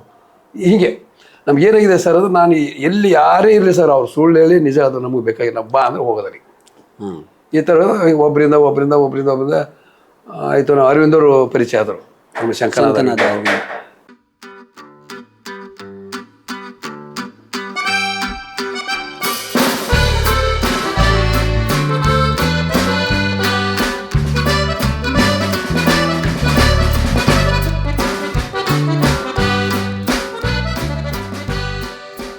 ಅವತ್ತಿಂದ ನೀವು ಚಿಕ್ಕ ಚಿಕ್ಕ ಪಾತ್ರಗಳನ್ನೇ ಕಾಣಿಸ್ಕೊಂಡ್ರಿ. ಆದರೂ ಜನರ ಮನಸ್ಸಿನಲ್ಲಿ ನಿಮ್ಮ ಪಾತ್ರಗಳು ಉಳ್ಕೊಂಡಿದೆ. ಎಲ್ಲ ನೀವು ಮಾಡಿರೋ ಪಾತ್ರಗಳು, ಒಂದು ಚಿಕ್ಕ ಪಾತ್ರ ಬಂದ್ರೆ ನೋಡಿ ಬಿರಾದಾರ್ ಅಂದ ತಕ್ಷಣ ಗೊತ್ತಾಗುತ್ತೆ. ಅಷ್ಟರ ಮಟ್ಟಿಗೆ ಹೆಚ್ಚು ನಿಮಗೆ ಚಿತ್ರರಂಗದಲ್ಲಿ ಕಾಶಿನಾಥ್ ಅವ್ರನ್ನ ಹೊರತುಪಡಿಸಿದ್ರಿ ಹೆಚ್ಚು ಚಿತ್ರರಂಗದಲ್ಲಿ ನಿಮಗೆ ಆದಂತಹ ಒಂದು ಸ್ಪೇಸ್ ಅಥವಾ ಅವಕಾಶವನ್ನು ಕೊಟ್ಟಂತವ್ರು ಯಾರು ಅಂತ ನಿಮ್ಗೆ ಅನ್ಸುತ್ತೆ? ಇಲ್ಲ ಸರ್, ಈಗ ಅವರು ಉಪೇಂದ್ರ ಸಾರೆ ಅವರು ಒಂದು ಲವ್ ಟ್ರೈನಿಂಗ್ ಅಂತೇಳಿ ಸಿನಿಮಾ ಮಾಡಿದ್ರು. ಹೌದು, ಕತೆ ಅವ್ರದೇನೆ. ರಾಮಮೂರ್ತಿಯವರು ಡೈರೆಕ್ಟ್ರು. ಅದು ಅಜಗಜಾಂತರ ಆದಮೇಲೆ ಅಜಗಜಾಂತರ ಆಗಿತ್ತು ಅಷ್ಟೊತ್ತಿಗೆ ಒಂದು ತರಲೆ ನನ್ನ ಮಗನು ಅಂತ ಒಂದು ಅವರು ಡೈರೆಕ್ಷನ್ ಮಾಡಿದ್ರು. ಉಪೇಂದ್ರ ಡೈರೆಕ್ಷನ್ ಮಾಡಿದ್ರು. ಅವ್ರ ಕತೆ ಅವರು ಕೊಟ್ಟಾಗ ಅವರು ಹೇಳಿದಂತೆ ಎಲ್ಲ ಪಾತ್ರ ಒಂದು ಅಭಿಕ್ಷಕನ ಪಾತ್ರ ಒಂದಿದೆ ಸರ್, ಅದು ಬಿರಾದಾರ್ ಕೈ ಮಾಡಿಸಿ ಒಳ್ಳೆ ಕಲಾವಿದರು ಅವರು ನಮ್ಮಲ್ಲಿ ಮಾಡಿದ್ದಾರೆ ಅಜಗಜಾಂತರ ಒಳ್ಳೆ ಕಲಾವಿದರು ಅಂತ ಅವರು ರಿಕಮೆಂಡೇಶನ್ ಮಾಡಿ ಕೊಟ್ಟ. ಅಲ್ಲಿ ಅದು ರನ್ನಿಂಗ್ ರೋಲ್ ಸರ್, ಅದು ಕರೆಕ್ಟ್. ತಾರಾ ಮೇಡಮ್ ಅವರು ಕಾಂಬಿನೇಷನ್ 4 ಕ್ಯಾರೆಕ್ಟರ್ 3-4 ಕ್ಯಾರೆಕ್ಟರ್ ಬರುತ್ತೆ, 4 ಜೋಡಿ ಪ್ಯಾರಲಲ್ಲಿ ಜೊತೆಲೇ ಹೋಗುತ್ತೆ ಎಂಡ್ವರೆಗೂ. ಹೌದು ಸರ್. ಅದು ಅಲ್ಲಿಂದ ಎಲ್ಲ ಗೊತ್ತಾಗ್ಬಿಟ್ಟು ಸರ್, ಒಳ್ಳೆ ಇದು ಇದೆ ಆಯ್ತು. ಒಂದು ಸಾಂಗ್ ಬಿಟ್ಟು ಒಂದು ಕರೆಕ್ಟ್. ಅದು ಲವ್ ಟ್ರೈನಿಂಗ್ ಮಾಡಿದೆ. ಲವ್ ಟ್ರೈನ್ ಮಾಡಿ ಮತ್ತೆ ಉಷ್ ಪಿಕ್ಚರ್ ಕೊಟ್ಟರು ಸೇಮ್, ಅದು 93. 93. ಇದು 92 ರಿಲೀಸ್ ಆಯಿತು. ಅದು 93 ಜನವರಿಯಲ್ಲಿ ಇದರಲ್ಲಿ ನಾವು ಕೊಟ್ಟಿಗೆಹಾರ ಬಾಳೂರ್ ಹತ್ರ. ಅಲ್ಲಿಂದ ಒಂದು ಒಂದು ಒಂದು ಒಂದು ಅದು ಉಷ್ ಪಿಕ್ಚರ್ ಅದು ಕ್ಲಿಕ್ ಆಯಿತು. ಆಮೇಲೆ ಬರ್ತಾ ವಿ ಮನೋಹರ್ ಅವ್ರು ಪರಿಚಯ ಆಗಿದ್ರು ಅರವಿಂದರ್ ಮೂಲಕ ನನಗೆ. ಅವ್ರು ಓಮಲ್ಲಿಗೆ ಅವರು ಬೆರದಾರೆ ಒಂದು ಪಾತ್ರ ಇದ್ರಿ ಮಾಡ್ರಿ ನೀವು ಚೆನ್ನಾಗಿದೆ ಅಂದರು. ಹಿಂಗಾಗಿ ಏನು ಸರ್ ಒಬ್ಬರಿಂದ ಒಬ್ಬರು ಸರಿ ಇಲ್ಲ, ನಮ್ಗೆ ಯಾರಾದ್ರೂ ಅವರಿಂದ ನಮಗೆ ನಮ್ಮಿಂದ ಅವ್ರಿಗೆ ಅನ್ನಂಗೆ ಪರಿಚಯ ಚೆನ್ನಾಗಿ ಮಾಡ್ತಾರೆ ಅನ್ನೋ ಒಂದು ದೃಷ್ಟಿಯಿಂದ ಎಲ್ಲರೂ ಅವಕಾಶ ಕೊಟ್ಟರು. ಬಿರಾದರ್ ಅವ್ರನ್ನ ಒಂದು ಹಂತಕ್ಕೆ ಒಂದೇ ಥರದ ಸೀಮಿತ ಪಾತ್ರಗಳಿಗೆ ರಿಸರ್ವ್ ಮಾಡಿಬಿಟ್ರು ಅನ್ನೋ ಥರದ್ದು ಒಂದು ಒಪಿನಿಯನ್ ಎಲ್ಲರೂ ನಿಮಗೂ ಗೊತ್ತಿರುತ್ತೆ, ಹಂಗೆ ಕೇಳುತ್ತೆ.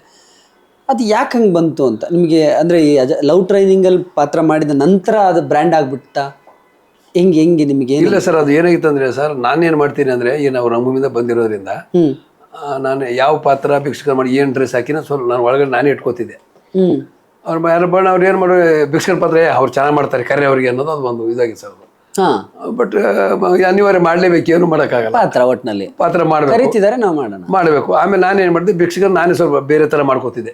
ಇಲ್ಲ ಸರ್ ಈ ಡ್ರೆಸ್ ಹಾಕಿ ಸರ್ ಬೇಡ, ಯಾವ್ದು ಹಾಕ್ತಿದ್ರೆ ನಾನೇ ಸ್ವಲ್ಪ ಇದು ಮಾಡ್ತಿದ್ದೆ ನಾನು. ಸರ್ ಅದು ಲುಂಗಿ ಬೇಡ ಸರ್, ಈ ಒಂದು ಚಡ್ಡಿ ಪಿಟ್ಟಿದ್ರು ಬೇರೆ ಥರ ಒಂದು ಪಂಚೆ ಡಿಫ್ರೆಂಟು, 2 ಕಲರ್ ಚಡ್ಡಿ ಏನೇನೋ ನಾನು ಹೇಳ್ತೀನಿ ಸರ್ ಇದು ಬೇಡ ಸರ್ ಇದು ಮಾಡಿದ್ದೀನಿ ಅದು ಬೇರೆ ಥರ ಅಂತ ಹೇಳಿ ನಾನೇ ಬೇರೆ ಬೇರೆ ಥರ ಮಾತಾಡ್ಕೊತಿದ್ದೆ. ನಾನೇ ಅಮ್ಮ ತಾಯಿ ಅಂದ್ರೆ ಅದಕ್ಕೆ ಬೇರೆ ಥರ ಇಂಗ್ಲೀಷ್ ಮಿಕ್ಸು ಅದೇನೆ ಹಿಂಗೇನೇನೋ ಅಂದ್ರೆ ಅವರೇ ಕೆಲವು ಡೈರೆಕ್ಟರ್ ಮತ್ತೆ ಒಂದು ಚೇಂಜ್ ಮಾಡ್ಕೊಳ್ಳಿ, ಏನು ಮಾಡ್ತಾರೆ ಮಾಡಿ ನೋಡೋಣ ಚೆನ್ನಾಗಿದೆ ಇರಲಿ ಹಿಂಗೆ. ಆ ರಂಗಭೂಮಿಯಿಂದ ಬಂದಿರೋದು ಒಂಚೂರು ಅದು ಗೊತ್ತಾಗೋದು. ಪಾತ್ರಕ್ಕೆ ಆಕ್ಚುಲಿ ನೋಡಿ, ಆ ಪಾತ್ರಕ್ಕೆ ವ್ಯಾಲ್ಯೂನೇ ಇಲ್ಲ ಅಂತ ನಾವು ಅನ್ಕೊಳ್ತೀವಿ. ಹೌದೌದು. ಬಟ್ ಆ ಪಾತ್ರಕ್ಕೆ ಒಂದು ಬೇರೆ ಇಮೇಜ್ ನೀವು ಕೊಟ್ಟವರು, ಚೆನ್ನಾಗಿದ್ದೀರಾ ಅಂತ ಒಂದು ಬರ್ತೀರಾ. ಅದೇ ಸರ್, ಅಳಿಯ ಅಲ್ಲ ಮಗಳ ಗಂಡ ಜಗ್ಗೇಶ್ ಅವರು ಜಗ್ಗೇಶ್ ಕರೆಕ್ಟ್ ಅಲ್ವಾ ಆ ಸಿನಿಮಾದಲ್ಲಿ? ಅಂದ್ರೆ ಅವೆಲ್ಲ ಹೆಂಗೆ ಮ್ಯಾನರಿಸಮ್ ನೀವು ಮಾಡ್ಕೊಂಡಿದ್ದ? ಹೌದು ಸರ್, ಸ್ವಲ್ಪ ನಾನೇನು ಮಾಡ್ತಿದ್ರೆ ಒಂದೇ ಥರ ಆದ್ರೆ ಮತ್ತೇನು ಒಂದೇ ಥರ ಮಾಡ್ತಾರೆ ಅಂತ ಮತ್ತೆ ಅದು ಆಗಬಾರ್ದು ಅಂತೇಳಿ ಬೇರೆ ಥರ ಹೇಳಿ ಸರ್, ಅದು ಹೇಳಿ ಸರ್ ಒಂದು ಸರ್ ಏನು ಮಾಡ್ತಾರೆ ಇರ್ರಿ ಓಕೆ ಅನ್ನೋರು. ನಾನು ಸ್ವಲ್ಪ ಇಂಗ್ಲೀಷು ಹಿಂದಿ ಏನೇನೋ ಮಿಕ್ಸ್ ಮಾಡ್ತಿದ್ದೆ ನಾನು. ಆದ್ಮೇಲೆ ಯಾರನ್ನೇನೋ ಏನೋ ನನ್ನ ಜಾಗಕ್ಕೆ ಬಂದಿದ್ದಾನೇನೋ, ಹೌದೌದು ಹುಷಾರು ಏನೇನೋ ಒಂಥರ ಬೇರೆ ಬೇರೆ ಬೇರೆ ಥರ ಏನೋ ಇರ್ರಿ ಬಿಡಿ ಓಕೆ ಅನ್ನೋರು. ಅವೆಲ್ಲ ಕ್ಲಿಕ್ ಒಂದೊಂದು ಸೀನ್ ಕ್ಲಿಕ್ ಆದವು ಸರ್. ನಮ್ಗೆ ಹೆಲ್ಪ್ ಆಗಿದೆ ಏನಂದ್ರೆ ಮತ್ತು ನನಗೆ ಇವತ್ತಿಗೆ ಏನಿದೆ ಸರ್, ನನಗೆ ಒಂದು ಸೀನ್ ಇದ್ರು ಕೂಡ ನಾನು ಅದ್ರ ಬಗ್ಗೆ ಇದು ಮಾಡೋರು ಸರ್. ಪಾತ್ರಕ್ಕೆ ಏನು ಜೀವ ತುಂಬಬೇಕು ಕೊಟ್ಟಿದ್ದಾರೆ, ಅದಕ್ಕೆ ನಮ್ಮ ಸಾಧ್ಯ ಇನ್ನು ಏನು ಸೇರಿಸಬಹುದು ಅಂತ ಒಂಚೂರು ಐಡಿಯಾ ಮಾಡ್ತಿದ್ದೆ ನಾನು.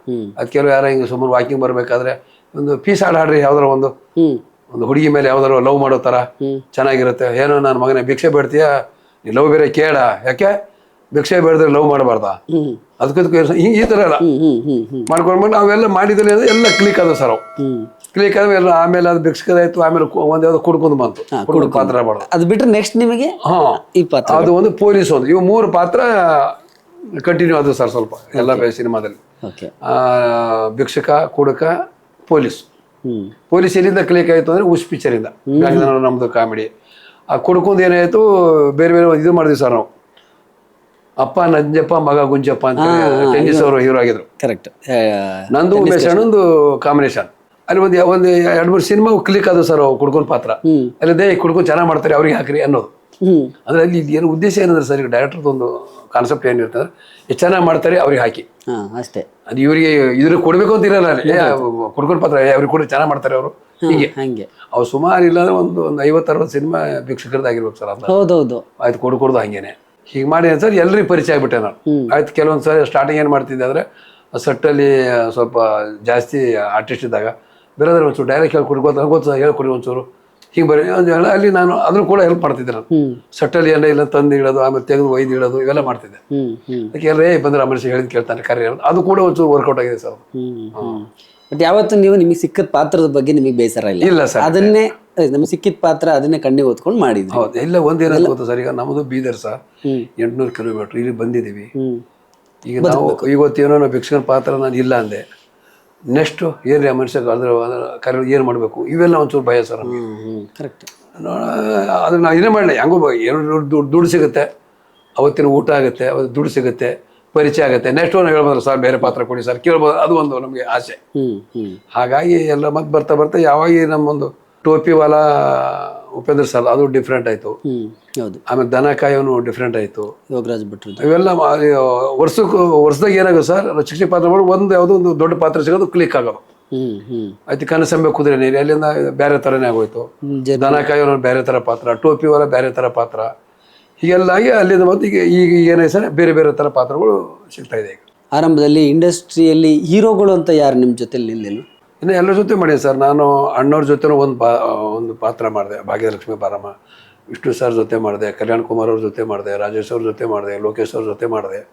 ಆಮೇಲೆ ಶಿವಣ್ಣ ಅವರು, ರಾಘವೇಂದ್ರ ರಾಜ್ಕುಮಾರ್, ಪುನೀತ್ ಅವರು, ಯಶ್ ಅವರು, ದರ್ಶನ್ ಅವರು, ದುನಿಯಾ ವಿಜಯ್ ಅವರು, ಜಗ್ಗೇಶ್ ಅವರು, ಶ್ರೀನಾಥ್ ಅವರು, ಇವ್ರು ಶಂಕರ್ ನಾಗ್ ಅವ್ರ ಜೊತೆ ಎಲ್ಲರ ಜೊತೆನೂ ಮಾಡಿದ್ದೀನಿ. ಈಗ ಬರೋ ಯಾರು ಗಣೇಶ್ ಅವರು, ಮಾದೇಶ್, ಎಲ್ಲ ಅಪ್ ಟು ಎಲ್ಲರ ಜೊತೆ ವರ್ಕ್ ಮಾಡಿದ್ದೀನಿ ಸರ್ ಅವತ್ತಿಂದ ಇವತ್ತಿನವರೆಗೂ. ಬಟ್ ಅಂದ್ರೆ ಇಂಡಸ್ಟ್ರಿಯಲ್ಲಿ ಸಪೋರ್ಟ್ ಅಂತ ನಿಮ್ಗೆ ಯಾರು ದೊಡ್ಡದಾಗಿ ನಿಲ್ಲಿಲ್ವಾ ಅಂತ? ಇಲ್ಲ, ಸಪೋರ್ಟ್ ಅಂತಿಲ್ಲ. ಇದೇನೈತಂದ್ರೆ ಚೆನ್ನಾಗಿ ಮಾಡ್ತಾರೆ ಕರೀರಿ ಅಷ್ಟೇ ಅಷ್ಟೇ. ಸಪೋರ್ಟ್ ಇಲ್ಲಿ ಏನೇ ಸರ್, ಈ ಸಪೋರ್ಟ್ ಏನೇ ಸರ್, ನಾವು ಹೀರೋ ಇದು ಅಲ್ಲ, ಹೀರೋ ಇದನ್ನಲ್ಲ, ಆಮೇಲೆ ಆ ಏಜು ಅಲ್ಲ. ಬಟ್ ಎಲ್ಲ ಏನು ಮಾಡಿ ಪಾತ್ರ ಚೆನ್ನಾಗಿ ಮಾಡ್ತಾರೆ, ಯಾವ ಪಾತ್ರ ಕೊಟ್ಟು ಮಾಡ್ತಾರೆ ಅನ್ನೋದು ಡೈರೆಕ್ಟರ್ ಮನಸ್ಸಲ್ಲಿ ಕುಂತಿದೆ. ಹೀಗಾಗಾಯ್ತು. ಅದು ಯಾವ ಒಂದು ಕನಸೆಂಬ ಕುದುರೆ ನೇರಿ ಏನು ಆಯ್ತಲ್ಲ ಸರ್, ಅಲ್ಲಿಂದ ಒಂಚೂರು ಬೇರೆ ಥರ.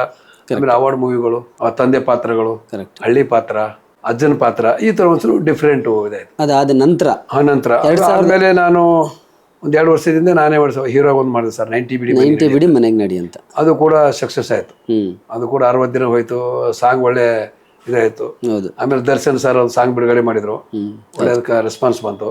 ಆಮೇಲೆ ಕತೆ, ಮೆಸೇಜು, ಡ್ಯಾನ್ಸ್ ಅಂತೂ ಎಲ್ಲ ಸುಮಾರು ಒಂದು 11 ಮಿಲಿಯನ್ 12 ಮಿಲಿಯನ್ ಜನ ನೋಡಿದ್ದಾರೆ ಸರ್. ಹೌದು, ಚೆನ್ನಾಗಿ ಹೋಗಿದೆ. ಚೆನ್ನಾಗಿ ಹೋಗಿದೆ. ಅಲ್ಲಿಂದ ಒಂಚೂರು ಬೇರೆ ಬೇರೆ ಥರ ಪಾತ್ರಗಳು ಇದಾಗ್ತದೆ ಸರ್. ನೋಡಿ, ಯಾರ್ಯಾರು ಎಷ್ಟು ಯಾವಾಗಲೂ ಹೀರೋ ಆಗ್ತಾರೆ. ನೀವು 500 ಸಿನಿಮಾ ಮಾಡಿದ್ಮೇಲೆ ಹೀರೋ ಆಗಿದ್ದೀರಿ. ಆಳ್ಮೆ ಅಂದರೆ ಏನೇ ಸಿಕ್ಕರೂ ಅದನ್ನು ಪ್ರೀತಿಯಿಂದ ಮಾಡಬೇಕು ಅನ್ನೋದು ಇದೇ ಕಾರಣಕ್ಕೆ. ಇಲ್ಲ ಸರ್, ಇಲ್ಲಿ ಏನಾಗುತ್ತೆ ಗೊತ್ತಾ ಸರ್, ಇಲ್ಲಿ ನಮ್ಮ ಜೀವನದಲ್ಲಿ ನೋಡಿ ಸರ್, ನಾನು ಹೀರೋ ಆಗ್ತೀನಿ ಅಂತ ನಾನು ಕನಸೇ ಇದ್ದಿಲ್ಲ ಸರ್. ಏನು ಪಾತ್ರ ಕೊಡ್ತಾರೆ, ಯಾವ್ದು ಕೊಟ್ಟರು ಮಾಡ್ತೀವಿ ಅನ್ನೋದು ಒಂದು ಧೈರ್ಯ ರಂಗಭೂಮಿಯಿಂದ ಬಂದಿರೋದ್ರಿಂದ.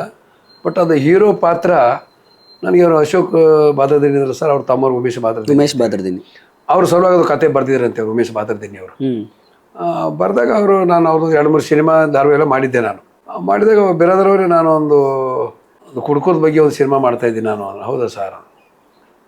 ಕೇಳೋರು ಸಾಯಂಕಾಲ ಹಿಂಗೆ ಮಾಡಿ ಸರ್, ಹಿಂಗೆ ಅಂತ ಏನೋ ನಾನು ಸಾಯಂಕಾಲ ಮಾತಾಡ್ಕೊತಿದ್ದೆ 1 ಅವರ್. 1 ತಿಂಗಳು ಆದಮೇಲೆ, 2 ತಿಂಗಳು ಆದಮೇಲೆ ಎಲ್ಲ ಮುಗೀತಾ ಸರ್? ಕತೆ ಮುಗೀತು ಬಿರಾದರವ್ರೆ, ಎಲ್ಲ ರೆಡಿ ಆಯಿತು, ಒಂದು ಹಂತಕ್ಕೆ ಬಂದಿದೆ. ಯಾರು ಹೀರೋ ಸರ್ ಅಂದೆ. ಹೇಳ್ತೀನಿ ಅಂದರು. ಮತ್ತು ಮತ್ತೇನು ಬೇರೆ ಚೆನ್ನಾಗಿ, ಯಾರು ಹೀರೋ ಸರ್? ನೀವೇರಿ ಅಂದರು. ಸರ್ ತಮಾಷೆ ಮಾಡಬೇಡಿ, ನಾನು ಹೀರೋನ ಸರ್. ಹಂಗೆ ನನಗೆ 70-71 ವಯಸ್ಸು ಸರ್ ನನಗೆ. ಅವೆಲ್ಲ ಎಲ್ಲ ನೋಡಿ ಬರೋದ್ರೆ ನಮ್ಮ ಅಣ್ಣನ ಸಲುವಾಗಿ ಕತೆ ಮಾಡಿದ್ದೆ. ಬಟ್ ನಮ್ಮ ಅಣ್ಣ ಇಲ್ಲ. ಬಟ್ ನಮ್ಮ ಅಣ್ಣ ನೀವು ಭಾಳ ಚೆನ್ನಾಗಿದ್ರಿ, ಅದು ನನಗೊಂದು ನಿಮ್ಮ ಕೈಲೇ ಮಾಡಿಸ್ಬೇಕು ಅಂತ ನಂಗೆ ಆಸೆ ಇದೆ. ಮಾಡಿ ಅದು ಏನನ್ನ ನಾನು ನೋಡಿ ಸರ್, ಹುಷಾರು, ಮತ್ತು ನನ್ನ ದುಡ್ಡು ಹಾಕಿ ಅದು ಏನೇನು ಬಿಡಿ, ಅದು ನಮ್ಮಿದೆ ಬಿಡಿ, ರಿಸ್ಕ್ ತಗೊಬಿಡಿ. ನನ್ನ ರಿಸ್ಕ್ ಅದು. ನಮ್ಮ ಬೇರೆಯವ್ರು ಸೆಟ್ ಆಗಲ್ಲ ನಮಗೆ, ನಮ್ಮ ಬಜೆಟಿಗೆ ನಮ್ಮ ಇದಕ್ಕೆ ಬೇರೆ ಸೆಟ್ ಅಂತೇಳಿ ಅವರು ಕೊಟ್ಟರು ಸರ್. ಅದು ಒಳ್ಳೆ ಕ್ಲಿಕ್ ಆಯಿತು ಸರ್. 90 ಕೋಟಿ ಎಲ್ಲ ಕಡೆ ಒಟ್ಟು ನಮ್ಮ ಮಾಧ್ಯಮದಿಂದ ಮತ್ತು ಪತ್ರಿಕೆ ಬಳಗ ಎಲ್ಲರೂ ಅಂದರೆ ತುಂಬ ಚೆನ್ನಾಗಿ ಮಾಡಿದ್ರಿ ಬಿಡ್ರಿ, ಈ ವಯಸ್ಸಿಗೆ ಡ್ಯಾನ್ಸು. ಎಲ್ಲರೂ ಹೇಳಿದ್ರು, ನಮ್ಮ ಕಲಾವಿದರು ಕೂಡ ಹೇಳಿದ್ರೆ, ಏನಿದೆ ಡ್ಯಾನ್ಸು, ನಾವೇನೋ ಅಂದ್ಕೊಂಡಿದ್ವಿ. ಆಮೇಲೆ ಆ ಡ್ಯಾನ್ಸ್ ಪ್ರಾಕ್ಟೀಸ್ ಮಾಡಬೇಕಾದ್ರೆ ನಮ್ಮ ಭೂಷಣ್ ಮಾಸ್ಟ್ರು, ಡ್ಯಾನ್ಸ್ ಮಾಸ್ಟರ್ ಅವರು, ನಮ್ಮ ನಾಗರಾಜ್ ಅರಹೊಳೆ ಮತ್ತು ಉಮೇಶ್ ಬಾದರ್ದಿನಿ ಇಬ್ಬರು ನಿರ್ದೇಶನ ಮಾಡಿದ್ರು. ಅವರು ನಾಗರಾಜ್ ಅವ್ರು ಹೇಳಿದ್ರೆ, ಬಿರಾದವ್ರು ಬರ್ತಾರೆ, ಒಂದ್ಸಲ ಡ್ಯಾನ್ಸ್ ಅವ್ರಿಗೆ ಪ್ರಾಕ್ಟೀಸ್ ಮಾಡಿಸ್ಬೋದು 5-6 ದಿವಸ ಆಯಿತು ಅಂತಂದು ಅವ್ರಿಗೆ ನಾನು ಕಾಮಾಕ್ಷೆ ಪಡೆದ್ರೆ ಅವ್ರ ಆಫೀಸು. ನಾನು ಮ್ಯಾಲೆ ಬರ್ಬೇಕಾದ್ರೆ ಇವತ್ತು ಸಪೋರ್ಟ್ ತೊಗೊಂಡು ಬರ್ತೀನಿ ಸರ್, ಗೋಡಿ ಹಿಡ್ಕೊಂಡೇ ಬರ್ತೀನಿ ನಾನು. ಅವ್ರು ನೋಡಿಬಿಟ್ಟು, ಭೂಷಣ್ ಸಾರ್ ಏನು ಸಾರ್, ಬಿರಾದರಣ್ಣಗೆ ನೀವು ಡ್ಯಾನ್ಸ್ ಹೇಳ್ತಾ ಇದ್ದೀರಿ, ಅವ್ರು ಸಪೋರ್ಟ್ ತೊಗೊಂಡು ಬರ್ತಾರೆ, ಹೆಂಗೆ ಮಾಡಿಸೋದು ಅಂತ ಅವ್ರಿಗೆ ನಾಗರಾಜ್ ಅವ್ರಿಗೆ ಫೋನ್ ಮಾಡಿದ್ದಾರೆ. ಹೌದಾ, ಸಪೋರ್ಟ್ ತೊಗೊಂಡು ಬಂದಿರಾ ಬಿರಾದರ್ ಅವರು? ಬಂದರೆ ಈಗ ಬಂದೆ ಸರ್. ಆಯ್ತು ಬಿಡಿ, ಸಾಯಂಕಾಲ ಮಾತಾಡ್ತೀನಿ ಬಿಡಿ ನಾನು ಅಂದಿರೋ. ಅವ್ರಿಗೆ ಗೊತ್ತು ನನ್ನ ಬಗ್ಗೆ, ಅವ್ರಿಗೆ ನಾಗರಾಜ್ ಅವ್ರಿಗೆ ಗೊತ್ತು ಸರ್. ನಮ್ಮ ಬೆಳಿಗ್ಗೆ ಶುರು ಮಾಡಿದೆ ನಾನು. ಫಸ್ಟ್ ಅದು ಡ್ಯಾನ್ಸ್ ಪ್ರಾಕ್ಟೀಸ್ ಫಸ್ಟ್ ಮಾಡಿದ್ದು ಸರ್ ನಾನು. ನನ್ನ ಇಡೀ ಸಿನಿಮಾ ಇಂಡಸ್ಟ್ರಿ ಫಸ್ಟ್ ಅದು ಮಾಡಿದ್ವಿ. ನಾವು ಮಾಡ್ತೀವಿ ಸರ್. 2:30-3 ಗಂಟೆಗೆ ನಾವು ಊಟದ ನೆನಪು ಇದಿಲ್ಲ ನನಗೆ. ನನಗೇನು ಕಲಿಬೇಕು, ಚೆನ್ನಾಗಿ ಮಾಡಬೇಕು ಅನ್ನೋ, ಅದು ಬಿಟ್ಟರೆ ಬೇರೆ. 3 ಗಂಟೆ ಆಗಿದೆ. ಅವ್ರ ಹುಡುಗರೆಲ್ಲ ಹೊಸಬರು ನನಗೂ. ಅವ್ರು ಸರ್ ರೆಡಿ ಸರ್. ಅಣ್ಣ 3 ಗಂಟೆ ಆಗಿದೆ ಅಂತ. ಹೌದಾ ಸರ್, ಊಟ ಮಾಡೋಣ ಅಂದೆ. ಮಾಡಿದ್ಮೇಲೆ ನೋಡಿದರೆ ಭೂಷಣ್ ಮಾಸ್ಟರ್ ನೋಡ್ಬಿಟ್ಟು ಸಾಯಂಕಾಲ ಅವರಿಗೆ ಫೋನ್ ಮಾಡಿದ್ದಾರೆ. ಏನು ಸರ್ ಬಿರಾದರಣ್ಣ 3 ಗಂಟೆ ಆದರೂ ಊಟ ಮಾಡೋಕ್ಕೆ ತಯಾರಿಲ್ಲ, ಹೆಂಗೆ ಇಲ್ಲ ಸರ್, ಸಾರಿ ನಾ ಏನೋ ಅವ್ರು ಭೂಷಣ್ ಮಾಸ್ಟ್ರು ಹೇಳಿದ್ರಂತೆ. ಹಾಗೆ ಇದು ಏನೇ ಸರ್, ನಮಗೆಲ್ಲ ಹೆಂಗೆ ಸರ್, ಒಂದು ಮಾಡಬೇಕಂದ್ರೆ ಮಾಡಬೇಕು. ಸುಮಾರು ರಿಸ್ಕಿ ಶಾರ್ಟ್ಸ್ಗಳು ಮಾಡಿದೆ ಸರ್, ಒಂದು 30-40 ಸಿನಿಮಾ ರಿಸ್ಕಿ ಶಾರ್ಟ್ಸ್ಗಳು. ಅದೇನೂ ಗೊತ್ತಿಲ್ಲ ಸರ್, ಏನು ಬಂಡ ಧೈರ್ಯನೋ ಏನೂ ಗೊತ್ತಿಲ್ಲ, ಅಥವಾ ರಂಗಭೂಮಿ ಪ್ರಭಾವನೋ ಅದೇನೂ ಗೊತ್ತಿಲ್ಲ. ಬಟ್ ಯಾವ್ದು ಬಂದರೂ ಮಾಡಲ್ಲ ಅಂತ ಬಂದಿಲ್ಲ ಸರ್ ಇದುವರೆಗೂ. ಯಾವುದೂ ಬಿಟ್ಟಿಲ್ಲ. ನನಗೆ ಡ್ಯಾನ್ಸ್ ಬರಲ್ಲ, ಡ್ಯಾನ್ಸ್ ಮಾಡಿದೆ. ಫೈಟ್ ಬರಲ್ಲ, ಫೈಟ್ ಮಾಡಿದೆ. ಇವನಿಗೆ ಹೀರೋಗಳು ಮಾಡ್ತಾರೆ ಸರ್, ಕಟ್ಟಿ ಅವೆಲ್ಲ, ಅದು ನನಗೆ ಏನೂ ಗೊತ್ತಿಲ್ಲ. ಬಟ್ ಅದು ಕೂಡ ಮಾಡಿದೆ. ಈ ದನ ಕಾಯೋನಲ್ಲಿ ಒಂದು ಶೀರ್ ಬರುತ್ತೆ ಸರ್, ಅದು ಹೋರಿ ಬಂದು ಹೊಡಿತಾರೆ. ಹೌದು. ಅವರು ಭಟ್ರು ಏನು ಮಾಡಿದ್ದಾರೆ ಅಂದರೆ, ಕಲಾವಿದ ಸುಮ್ಮನೆ ತೊಂದರೆ ಆಗುತ್ತೆ ಅಂತ ಮಡ್ರಾಸಿಂದ ಫೈಟರ್ ಕರೆಸಿದ್ದಾರೆ. ನನಗೇನಂದ್ರು, ಸರ್ ಬೆಳಿಗ್ಗೆ ಅಂದ್ರೆ ಒಂದು 11 ಗಂಟೆ ಮೇಲೆ ಬಾ ಬಿರಾದರಣ್ಣ, ಬೆಳಗ್ಗೆ ಬೇರೆ ವರ್ಕ್ ಇದೆ, ಆಮೇಲೆ ಬಾ ನೀನು ಅಂದ್ರೆ. ಸರ್ ನಾನು 1 ಗಂಟೆ ಬಂದು ಪ್ರಾಕ್ಟೀಸ್ ಮಾಡಿಸ್ತಾ ಇದ್ದಾರೆ. ಒನ್ ಮೋರ್ ಅಂತ ಇದ್ದಾರೆ. ನಾನು ಬಂದು ಏನು ಸರ್ ಇದು ನಿಂದೇ ಬೇರೆ ಅಣ್ಣ, ನಿಂದೇ ಸೀನ್. ನನ್ನ ಸೀನಾ ಸರ್? ಹೌದು, ನೀನೇ ಅದು ಹೊಡಿ ಸೀನ್ ಮಾಡಿಸ್ತಾ ಇದ್ದೀನಿ. ಯಾಕೆ ಓಕೆ ಆಗ್ತಾ ಇಲ್ಲ? ಅವರು ಫೈಟರ್ ಥರ ಬೀಳ್ತಾ ಇದ್ದಾರೆ, ಬೇರೆ ಥರ ಬೀಳ್ಬೇಕು ನನಗೆ ಅಂತ ಅವರು. ಹೌದಾ ಸರ್, ಅದು ಮಾಡ್ತೀನಣ್ಣ ನೀನು? ಸರ್ ನೀವು ಮಾಡಿದ್ರೆ ಮಾಡ್ತೀರಿ ಸರ್. ಅವ್ರು ಹೇಳಿಬಿಟ್ರು, ನಾನು ಹಾಕಿದ್ರು ಸರ್. ನನಗೆ ಎಲ್ಲ ಹೇಳಿದ್ರಲ್ಲ ಹಿಂಗೆ ಹೇಳಿದ್ರು. ಒಂದೇ ಟೇಕ್ ಓಕೆ ಆಗೋಯ್ತು. ಒಂದೇ ಟೇಕ್. ಅದು ಹಂಗೆ ಆಯ್ತು. ಇನ್ನೊಂದು ಜಿತೇಂದ್ರ ಅಂತೇಳಿ ಒಂದು ಜಗ್ಗೇಶ್ ಅವ್ರದ್ದು, ಅದು ಒಂದೇ ಟೇಕು. 7 o'clock ಅಂತೇಳಿ ಅದು ಒಂದೇ ಟೇಕ್. ಸುಮಾರು ಸಿನಿಮಾಗಳು ಎಲ್ಲ ಒಂದೊಂದು ಟೇಕೆ. ಗೊತ್ತಿಲ್ಲ, ಬಟ್ ಮಾಡ್ತೀನಂತೂ ಗೊತ್ತಿಲ್ಲ, ಬಟ್ ನಿಂತ ಮೇಲೆ ಮಾಡ್ತೀನಿ ಅನ್ನೋ ಧೈರ್ಯ.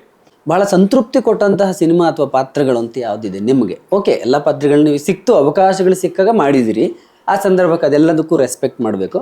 ಬಟ್ ನನಗೆ ಓಕೆ, ಈ ಇಷ್ಟು ವರ್ಷಗಳ ಜರ್ನಿಯಲ್ಲಿ ನನಗೆ ಬಹಳ ಸಂತೃಪ್ತಿ ಕೊಟ್ಟಂತ ಒಂದಷ್ಟು ಪಾತ್ರಗಳಿದೆ ಅಂತ. ಇಲ್ಲ ಸರ್, ಒಂದು ಕಲಾವಿದರಿಗೆ ಏನಾಗುತ್ತೆ ಗೊತ್ತಾ ಸರ್, ಕಲಾವಿದ ಸಂತೃಪ್ತಿ ಅಂತ ಬರುವುದೇ ಇಲ್ವೇ ಇಲ್ಲ. ಕೆಲವೊಂದು ಈ ಲವ್ ಟ್ರೈನಿಂಗು, ಆಮೇಲೆ ಕನಶಂಬ ಕುದುರೆನೇರಿ, ಓಕೆ, ಓ ಮಲ್ಲಿಗೆ, ಒಂದು 3-4 ಸಿನಿಮಾಗಳು ಓಕೆ. ಬಟ್ ಈಗಲೂ ನಮ್ಗೆ ಏನಾಗುತ್ತೆ ಸರ್, ಈಗಲೂ ನಾವು 500 ಸಿನಿಮಾ ಮಾಡಿದ್ರು, 600 ಮಾಡಿದ್ರು, ಈಗಲೂ ಏನಾಗುತ್ತೆ ಅಂದರೆ ಸಿನಿಮಾದಾಗ ಕುಂತಾಗ ಈಗ ನೋಡಿದ್ರೆ ಈಗ ಮಾಡೋದು ಚೆನ್ನಾಗಿತ್ತು. ಅದು ಯಾರಿಗೆ ಹೇಳಲ್ಲ ನಾವು, ಬಟ್ ಒಳಗಿರುತ್ತೆ ತುಡುತ್ತೆ, ಹೀಗೆ ಮಾಡಬೇಕಾಗಿತ್ತು. ಈಗ ಮಾಡಿದ್ರು ಸ್ವಲ್ಪ ನೋಡೋರಿಗೆ ಓಕೆ, ಬಟ್ ನಮ್ಗೆ ಎಲ್ಲೋ ಒಂದು ಕಡೆ ಇನ್ನೂ ಚೆನ್ನಾಗಿ ಮಾಡ್ಬೋದಾಗಿತ್ತು ಅಂತ ಬಂದ್ಬಿಡುತ್ತೆ. ನಾನು ಯಾಕೆ ನಗ್ತಿದ್ದೆ ನೀವು ಮಾಡ್ಬೇಕಾದ್ರೆ, ನೀವು ಓಮಲ್ಲಿಗೆ ಅಂದಾಗ ನನಗೆ ನಗು ಬಂತ. ಸೀನ್ ನೆನ್ಪು ಮಾಡ್ಕೊಂಡೆ, ಇಷ್ಟಪಣ್ಣ ನಮ್ಮ ಅಪ್ಪನ ಫೋಟೋ ಬಂತ. ನನಗೆ ಆ ಸಾಧು ಕೋಕಿಲೆ ಅವ್ರ ಕಾಂಬಿನೇಷನ್ ಬಹಳ ಚೆನ್ನಾಗಿದೆ ನೋಡಿ. ಸರ್ ಇವಾಗ ಒಂದು 8-10 ಮೇಜರ್ ಸರ್. ಓ ಮಲ್ಲಿಗೆ, ಅಳಿಯಲ್ಲ ಮಗಳ ಗಂಡ, ಲವ್ ಟ್ರೈನಿಂಗು ಆಯ್ತು, ಜಗ್ಗೇಶ್ ಸರ್, ನಾವು ಶಿವಣ್ಣ ಅಂತ ಹೇಳಿ ಒಂದು ಪಿಕ್ಚರು, ಸುಂಟ್ರಗಾಳಿ, ಒಂದು 8 ದಿವಸ. ಇವತ್ತೇ ಆಯ್ತು ಇದ್ರದ್ದು ನಮ್ಮ ಪುನೀತ್ ಸರ್ದು ಜಾಕಿ ಆಯ್ತು, ಒಂದು ಲಕ್ಕಿ ಎಸ್ ಅವ್ರದ್ದು. ಸರ್ ಇವತ್ತಿಗೆ ಎಲ್ಲ ಏನು ಸರ್ ಅದು ಹೆಂಗ ಸರ್ ನೀವು ಅಂತ. ಜಾಕಿಯಲ್ಲಿ ಡೈಲಾಗೇ ಇಲ್ಲ.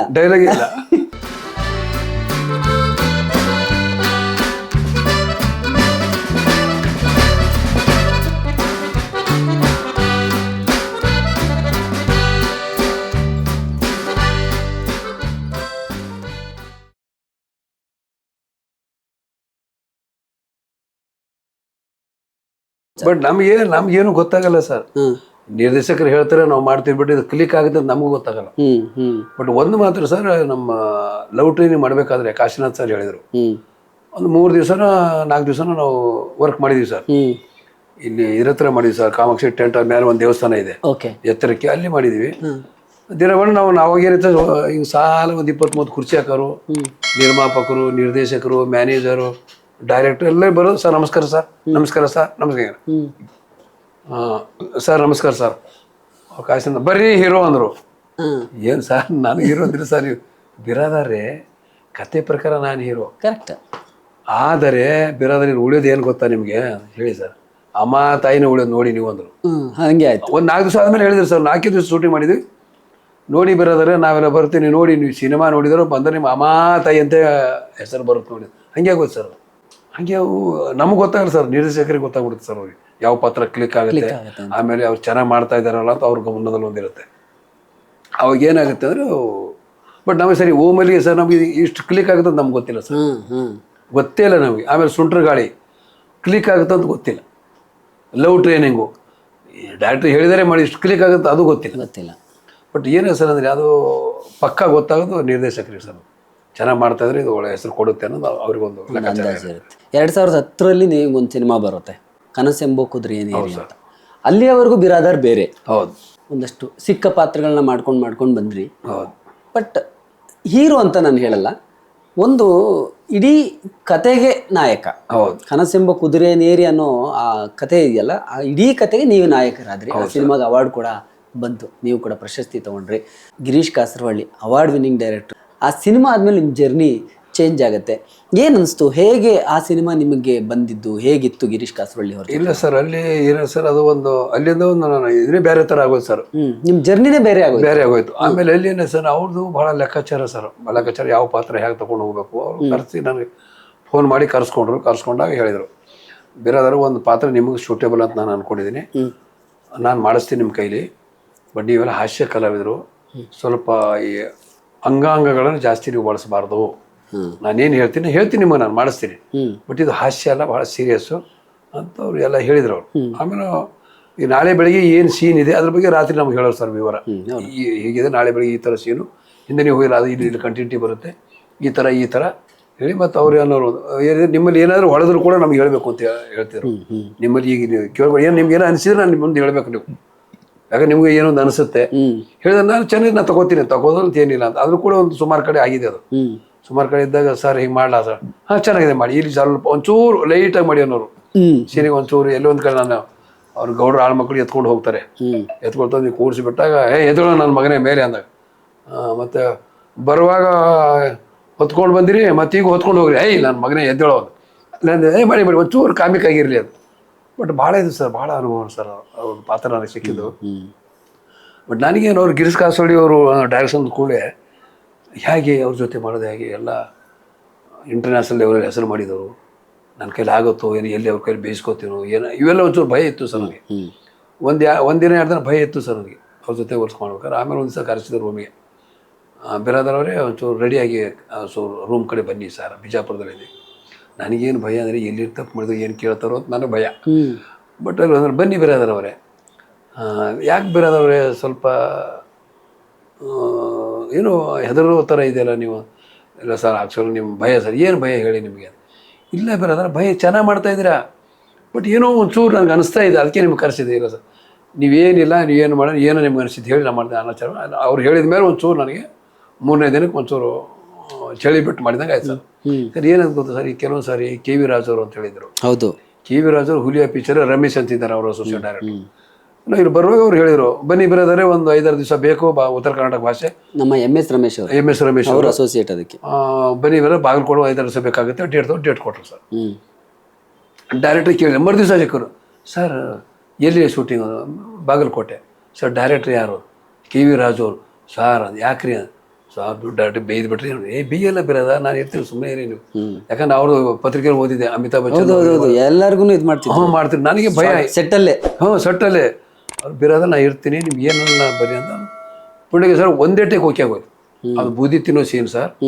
ಅದು ಅವ್ರು ಹೇಳಿದ್ರು ಬಾರಪ್ಪ, ಅವ್ರೊಂದು ಭಾಷೆ ಒಂಥರ ಅವರು ಟಗಡ ಗೊತ್ತು, ಕೆಲವ್ರು ಗೊತ್ತಾಗ್ತಾ ಇರೋದು ಎಲ್ಲ. ನನಗೆ ಹೇಳಿದ್ರು ಏನಪ್ಪ ಪಾತ್ರ ಗೊತ್ತಾಯ್ತೇನಪ್ಪ, ಏನು ಇನ್ನ ಹೆಸರು ಸರ್ ಬಿರಾದಾರ, ಏನು ಬಿರಾದಾರ ಗೊತ್ತಾಯ್ತಾ ರಮೇಶ್ ಅವ್ರು ಹೇಳಿದ್ರು. ಆದ್ರೂ ಏನು ಹೇಳಿಲ್ಲ ಸರ್ ಅದು ಸುಮ್ಮನೆ ಯಾಕೆ ಅಂದರೆ, ನೋಡಪ್ಪ ಹಿಂಗೆ ಬರ್ತೀಯ, ಹಿಂಗೆ ನೀನು ಹೆಂಡ್ತಿ ಇರ್ತಾಳೆ, ಬಡತನ ಇರುತ್ತೆ ಸರ್, ಏನೋ ನೀನು ಊಟ ತರಲಿಕ್ಕೆ ಹೋಗ್ತಾಳೆ, ಹೋದಾಗ ಅಲ್ಲಿ ಅವ್ರು ಕೆಡಿಸ್ಬಿಡ್ತಾರೆ ಈ ಥರ, ಮತ್ತು ಹಿಂಗೆ ಹೊಟ್ಟೆ ಹಸಿವಾತಾಳೆ, ಬೂದಿ ತಿಂತೆ, ಈ ಥರ ಸೀನ್ ಹೇಳಿದ್ರು ಸರ್. ಅವ್ರು ಹೆಂಗೆ ಬರಬೇಕು, ಏನಿರಪ್ಪ ಕೈ ಊರ್ಕೊಂಡು ಬಾ, ಕ್ಯಾಮ್ರಾ ಹಿಂಗೆ ಟ್ರಾಲಿ ಇರುತ್ತೆ ಹಿಂಗೆ. ನಾನು ಹಿಂಗೆ ಬಂದಾಗ ಟ್ರಾಲಿ ಹಿಂಗೆ ರೈಟಿಗಿತ್ತು, ಕೈ ಅಡ್ಡ ಬರ್ತಿತ್ತು ಸರ್. ಇದು ಸರ್ ಕೈ ಅಡ್ಡ ಬರುತ್ತೇನೋ, ಹೆಂಗೆ ಮಾಡೋ, ಏನು ಮಾಡ್ತೀಯಪ್ಪ ಅಂದ.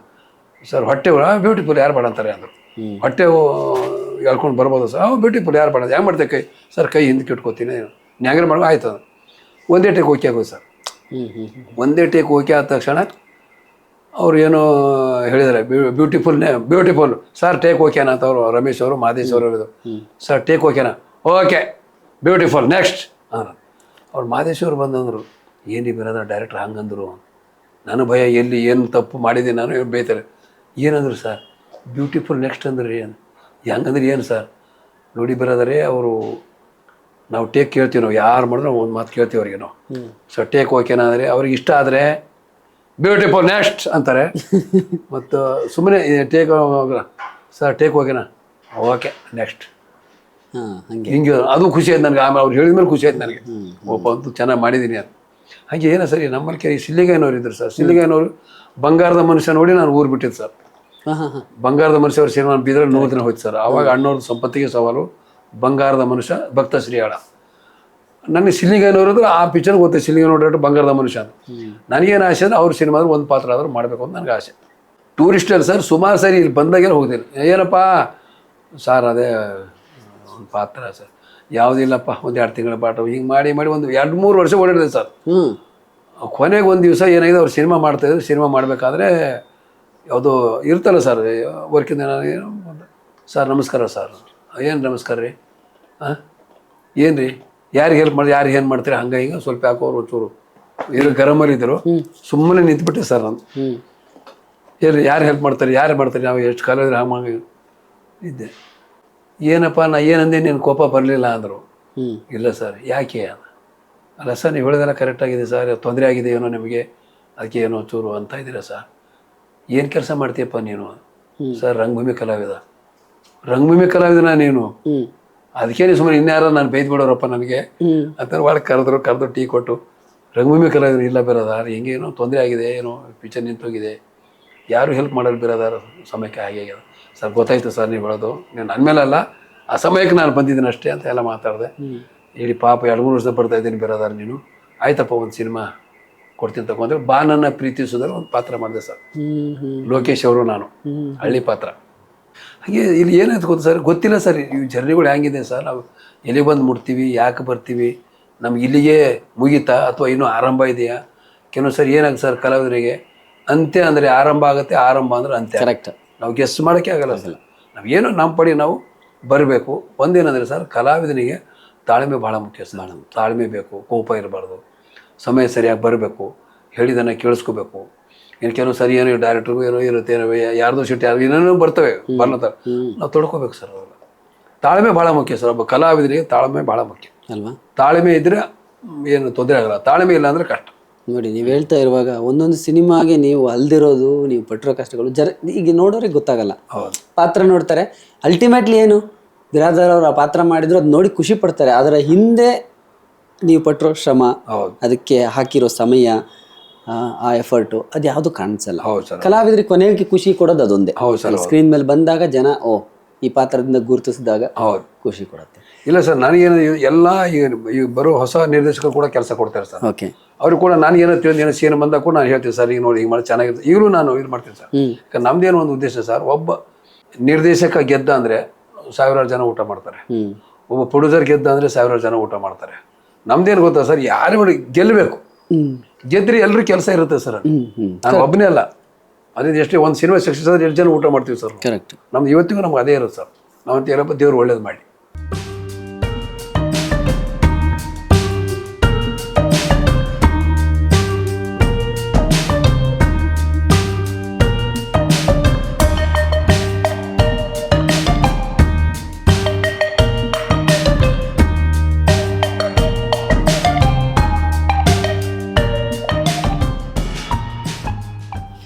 ಕನ್ನಡದಲ್ಲಿ ಭಾಳ ನನಗೆ ಲೆಕ್ಕ ಕರೆಕ್ಟಾಗಿ ಗೊತ್ತಿಲ್ಲ, ನಾನು 500 ಸಿನಿಮಾಗಳನ್ನ ಕಂಪ್ಲೀಟ್ ಮಾಡೋರು ಭಾಳ ಕಮ್ಮಿ ಜನ ಆ್ಯಕ್ಟರ್ಸು. ನನ್ನ ಅಂದಾಜು ಒಬ್ರಿಬ್ರು ಯಾರೋ ಇರ್ಬೋದು, ಅದು ನನಗೆ ಕರೆಕ್ಟಾಗಿ ಇನ್ನೂ ಅಂದರೆ ಇಲ್ಲಿ ನಾನು ಕೋಟ್ ಮಾಡೋಕ್ಕೆ ಹೋಗಲ್ಲ, ಯಾಕಂದ್ರೆ ತಪ್ಪಾಗಬಾರ್ದು ಅದು. ಬಟ್ ಆದರೂ ನೀವು 500 ಸಿನಿಮಾ ಕಂಪ್ಲೀಟ್ ಮಾಡಿದಿರಿ, ಸಣ್ಣ ವಿಷಯ ಅಲ್ಲ. 560 ಅಂತ ಹೇಳಿದ್ರಿ ಆಲ್ರೆಡಿ, ನೀವು 500 ಕ್ರಾಸ್ ಮಾಡಾಗಲೇ ಮುಂದಕ್ಕೆ ಹೋಗ್ಬಿಟ್ಟಿದ್ದೀರಿ. ಏನನ್ಸುತ್ತೆ ಈ ಜರ್ನಿ ನೋಡಿ? ಎಲ್ಲಿಂದ ಒಂದು ಸಣ್ಣ ಪಾತ್ರ, ಎಲ್ಲೋ ಒಂದು ನಿಂತ್ಕೊಂಡು ಮಾಡಿದಂತಹ ಪಾತ್ರ, ಅಲ್ಲಿಂದ 560 ಸಿನಿಮಾ ಮಾಡೋ ಹಂತಕ್ಕೆ ಈ ಜರ್ನಿ ನಿಮಗೆ ಎಷ್ಟು ಇದನ್ಸುತ್ತೆ? ಇಲ್ಲ ಸರ್, ನನಗೆ ಈ ನಡುವೆ ನನಗೆ ಖುಷಿಯಾಗಿದೆ ಸರ್. ಹಿಂದಕ್ಕೆ ತಿರುಗಿ ನೋಡಿದಾಗ ಕಷ್ಟ ಅನುಭವಿಸುವಾಗ ಕಷ್ಟ ಅನಿಸ್ಲಿಲ್ಲ, ಅನುಭವಿಸಿದ ಮೇಲೆ ನಾನು ಈ ಥರ ಕಷ್ಟ ಅನುಭವಿಸಿದನ, ಈಗ ಅದು ಇದು ಅನ್ನಿಸ್ತಾ ಇದೆ, ಅಯ್ಯೋ ನಾನು ಇದೆಲ್ಲ ದಾಟ್ ಬಂದನ. ಯಾಕಂದ್ರೆ ಸರ್, ನಾನೇನು ಬೆಂಗಳೂರಿಗೆ ಬಂದಾಗ ಜಾಗ ಇದ್ದಿಲ್ಲ ಸರ್, ರೈಲ್ವೆ ಸ್ಟೇಷನಲ್ಲಿ ಮಲ್ಕೊಳ್ತಿದ್ದೆ, ಬಸ್ ಸ್ಟ್ಯಾಂಡಲ್ಲಿ ಮಲ್ಕೊಳ್ತಿದ್ದೆ, ಯಾರ್ದೋ ಮನೆ ಎದುರುಗಡೆ ಈ ಮುಂದೆ ಹಿಂಗೆ ಇದು ಇರುತ್ತಲ್ಲ ಸರ್, ಛಾವಣಿ ಥರ ಯಾರೇ ಅವರು ಸರ್, ಹೊಟ್ಬಿಟ್ಟು ಇವೆಲ್ಲ ಆಗಿದೆ ಸರ್. ನಂತೆ ಇಂಥ ಒಂದು ಸಮಯದಲ್ಲಿ ದೇವ್ರು ನನಗೆ ಇಲ್ಲಿ ಕಳಿಸಿ ಇಷ್ಟು ವರ್ಷ ಜರ್ನಿ ಹೆಂಗೈತಿ ಇಲ್ಲಿ ಆಶ್ಚರ್ಯ ಅನ್ಸುತ್ತೆ ಸರ್. ಕೆಲವು ಸರಿ ಹೇಳ್ತೀನಿ ಸರ್, ಕೆಲವು ಸರಿ ಹಸಿವೆ ಇಲ್ಲದಕ್ಕೆ ಏನೇನೋ ಕತೆ ಆಗೋಗಿದೆ. ಹಸಿವೆ ಅಂದರೆ ಏನು, ಒಂದು ಸರಿ ಬೆಳಿಗ್ಗೆ ಒಂದು 2 ಇಡ್ಲಿ ತಿಂದರೆ ಸಂಜೆವರೆಗೆ ಊಟ ಇಲ್ಲ ಆಯ್ತು. ಅವಾಗೆಲ್ಲ ಬರೀ ನಡ್ಕೊಂಡು ಹೋಗೋದು ಸರ್. ಅವಾಗ ನನ್ನ ಹತ್ರ ಜೇಬಿನ ದುಡ್ಡು ಇದ್ರು ಬಸ್ಸಿಗೆ ಯಾಕೆ ಹೋಗ್ಬೇಕು, 4 ಕಡೆ ಹೋಗುತ್ತಲ್ಲ, 4 ಕಡೆ 3 ಇಡ್ಲಿ ಬರೋರು ಸರ್. ಅವಾಗ ರೂಪಾಯಿಗೆ 12 ಇಡ್ಲಿ ಕೊಡೋರು. 50 ಪೈಸೆ ಯಾಕೆ ಖರ್ಚು ಮಾಡಬೇಕು, ಅಷ್ಟು ಬಸ್ಸಿಗೆ ಹೋಗಿ ಅಲ್ಲೇ ನಾವು ಮಾಡೋದಿದೆ ಅಂತ 50 ಪೈಸೆ 5-6 ಇಡ್ಲಿ ತಿಂದು ನಡ್ಕೊಂಡು ಹೋಗ್ತೀವಿ. ಈ ಕಾಶಿನಾಥವ್ರ ಮನೆಗೆ ನಡ್ಕೊಂಡು ಹೋಗೋದು ಸರ್. ಶ್ರೀರಾಮಪುರದಿಂದ ಜಯನಗರವರೆಗೆ ನಡ್ಕೊಂಡು ಹೋಗ್ತಿದ್ದೆ ನಾವು. ನಾನು ನಡ್ಕೊಂಡು ಹೋಗೋದು ಸರ್. ನನಗೇನಂದರೆ ದುಡ್ಡು ಯಾಕೆ ಖರ್ಚು ಮಾಡಬೇಕು, ಈಗ ನಾಳೆ ಶನಿವಾರ ಇದೆ, ಭಾನುವಾರ ಇದೆ, ದುಡ್ಡಿಲ್ಲ, ಈಗ ರಜೆ ಇದೆ, ಈಗ ಖರ್ಚು, ಈ ಥರ ಪ್ರೇಯರ್ ಸರ್. ನಾನು ಇದೆಲ್ಲ ಕಲಿಸಿದ ರಂಗಭೂಮಿ ಸರ್. ಯಾಕಂದ್ರೆ ಅಲ್ಲೇ ಅನುಭವಿಸ್ಬಿಟ್ಟಿದ್ವಿ ನಾವು. ಊಟದ ಸಲುವಾಗಿ ಪಡೆದಾಡಿದ್ವಿ ಅಲ್ಲಿ.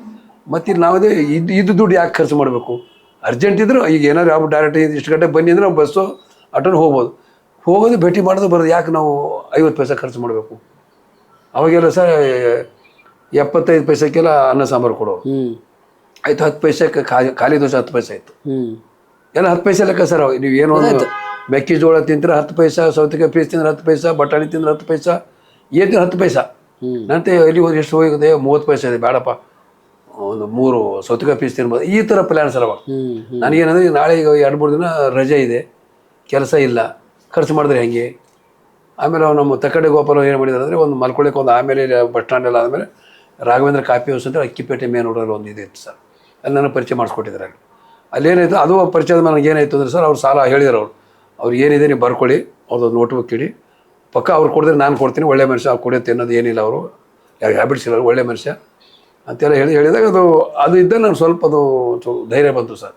ರಾತ್ರಿ 10 ಗಂಟೆಗೆ ಹೋಗಬೇಕು, 5 ಗಂಟೆಗೆ ಹೊರಗಡೆ ಬರಬೇಕು.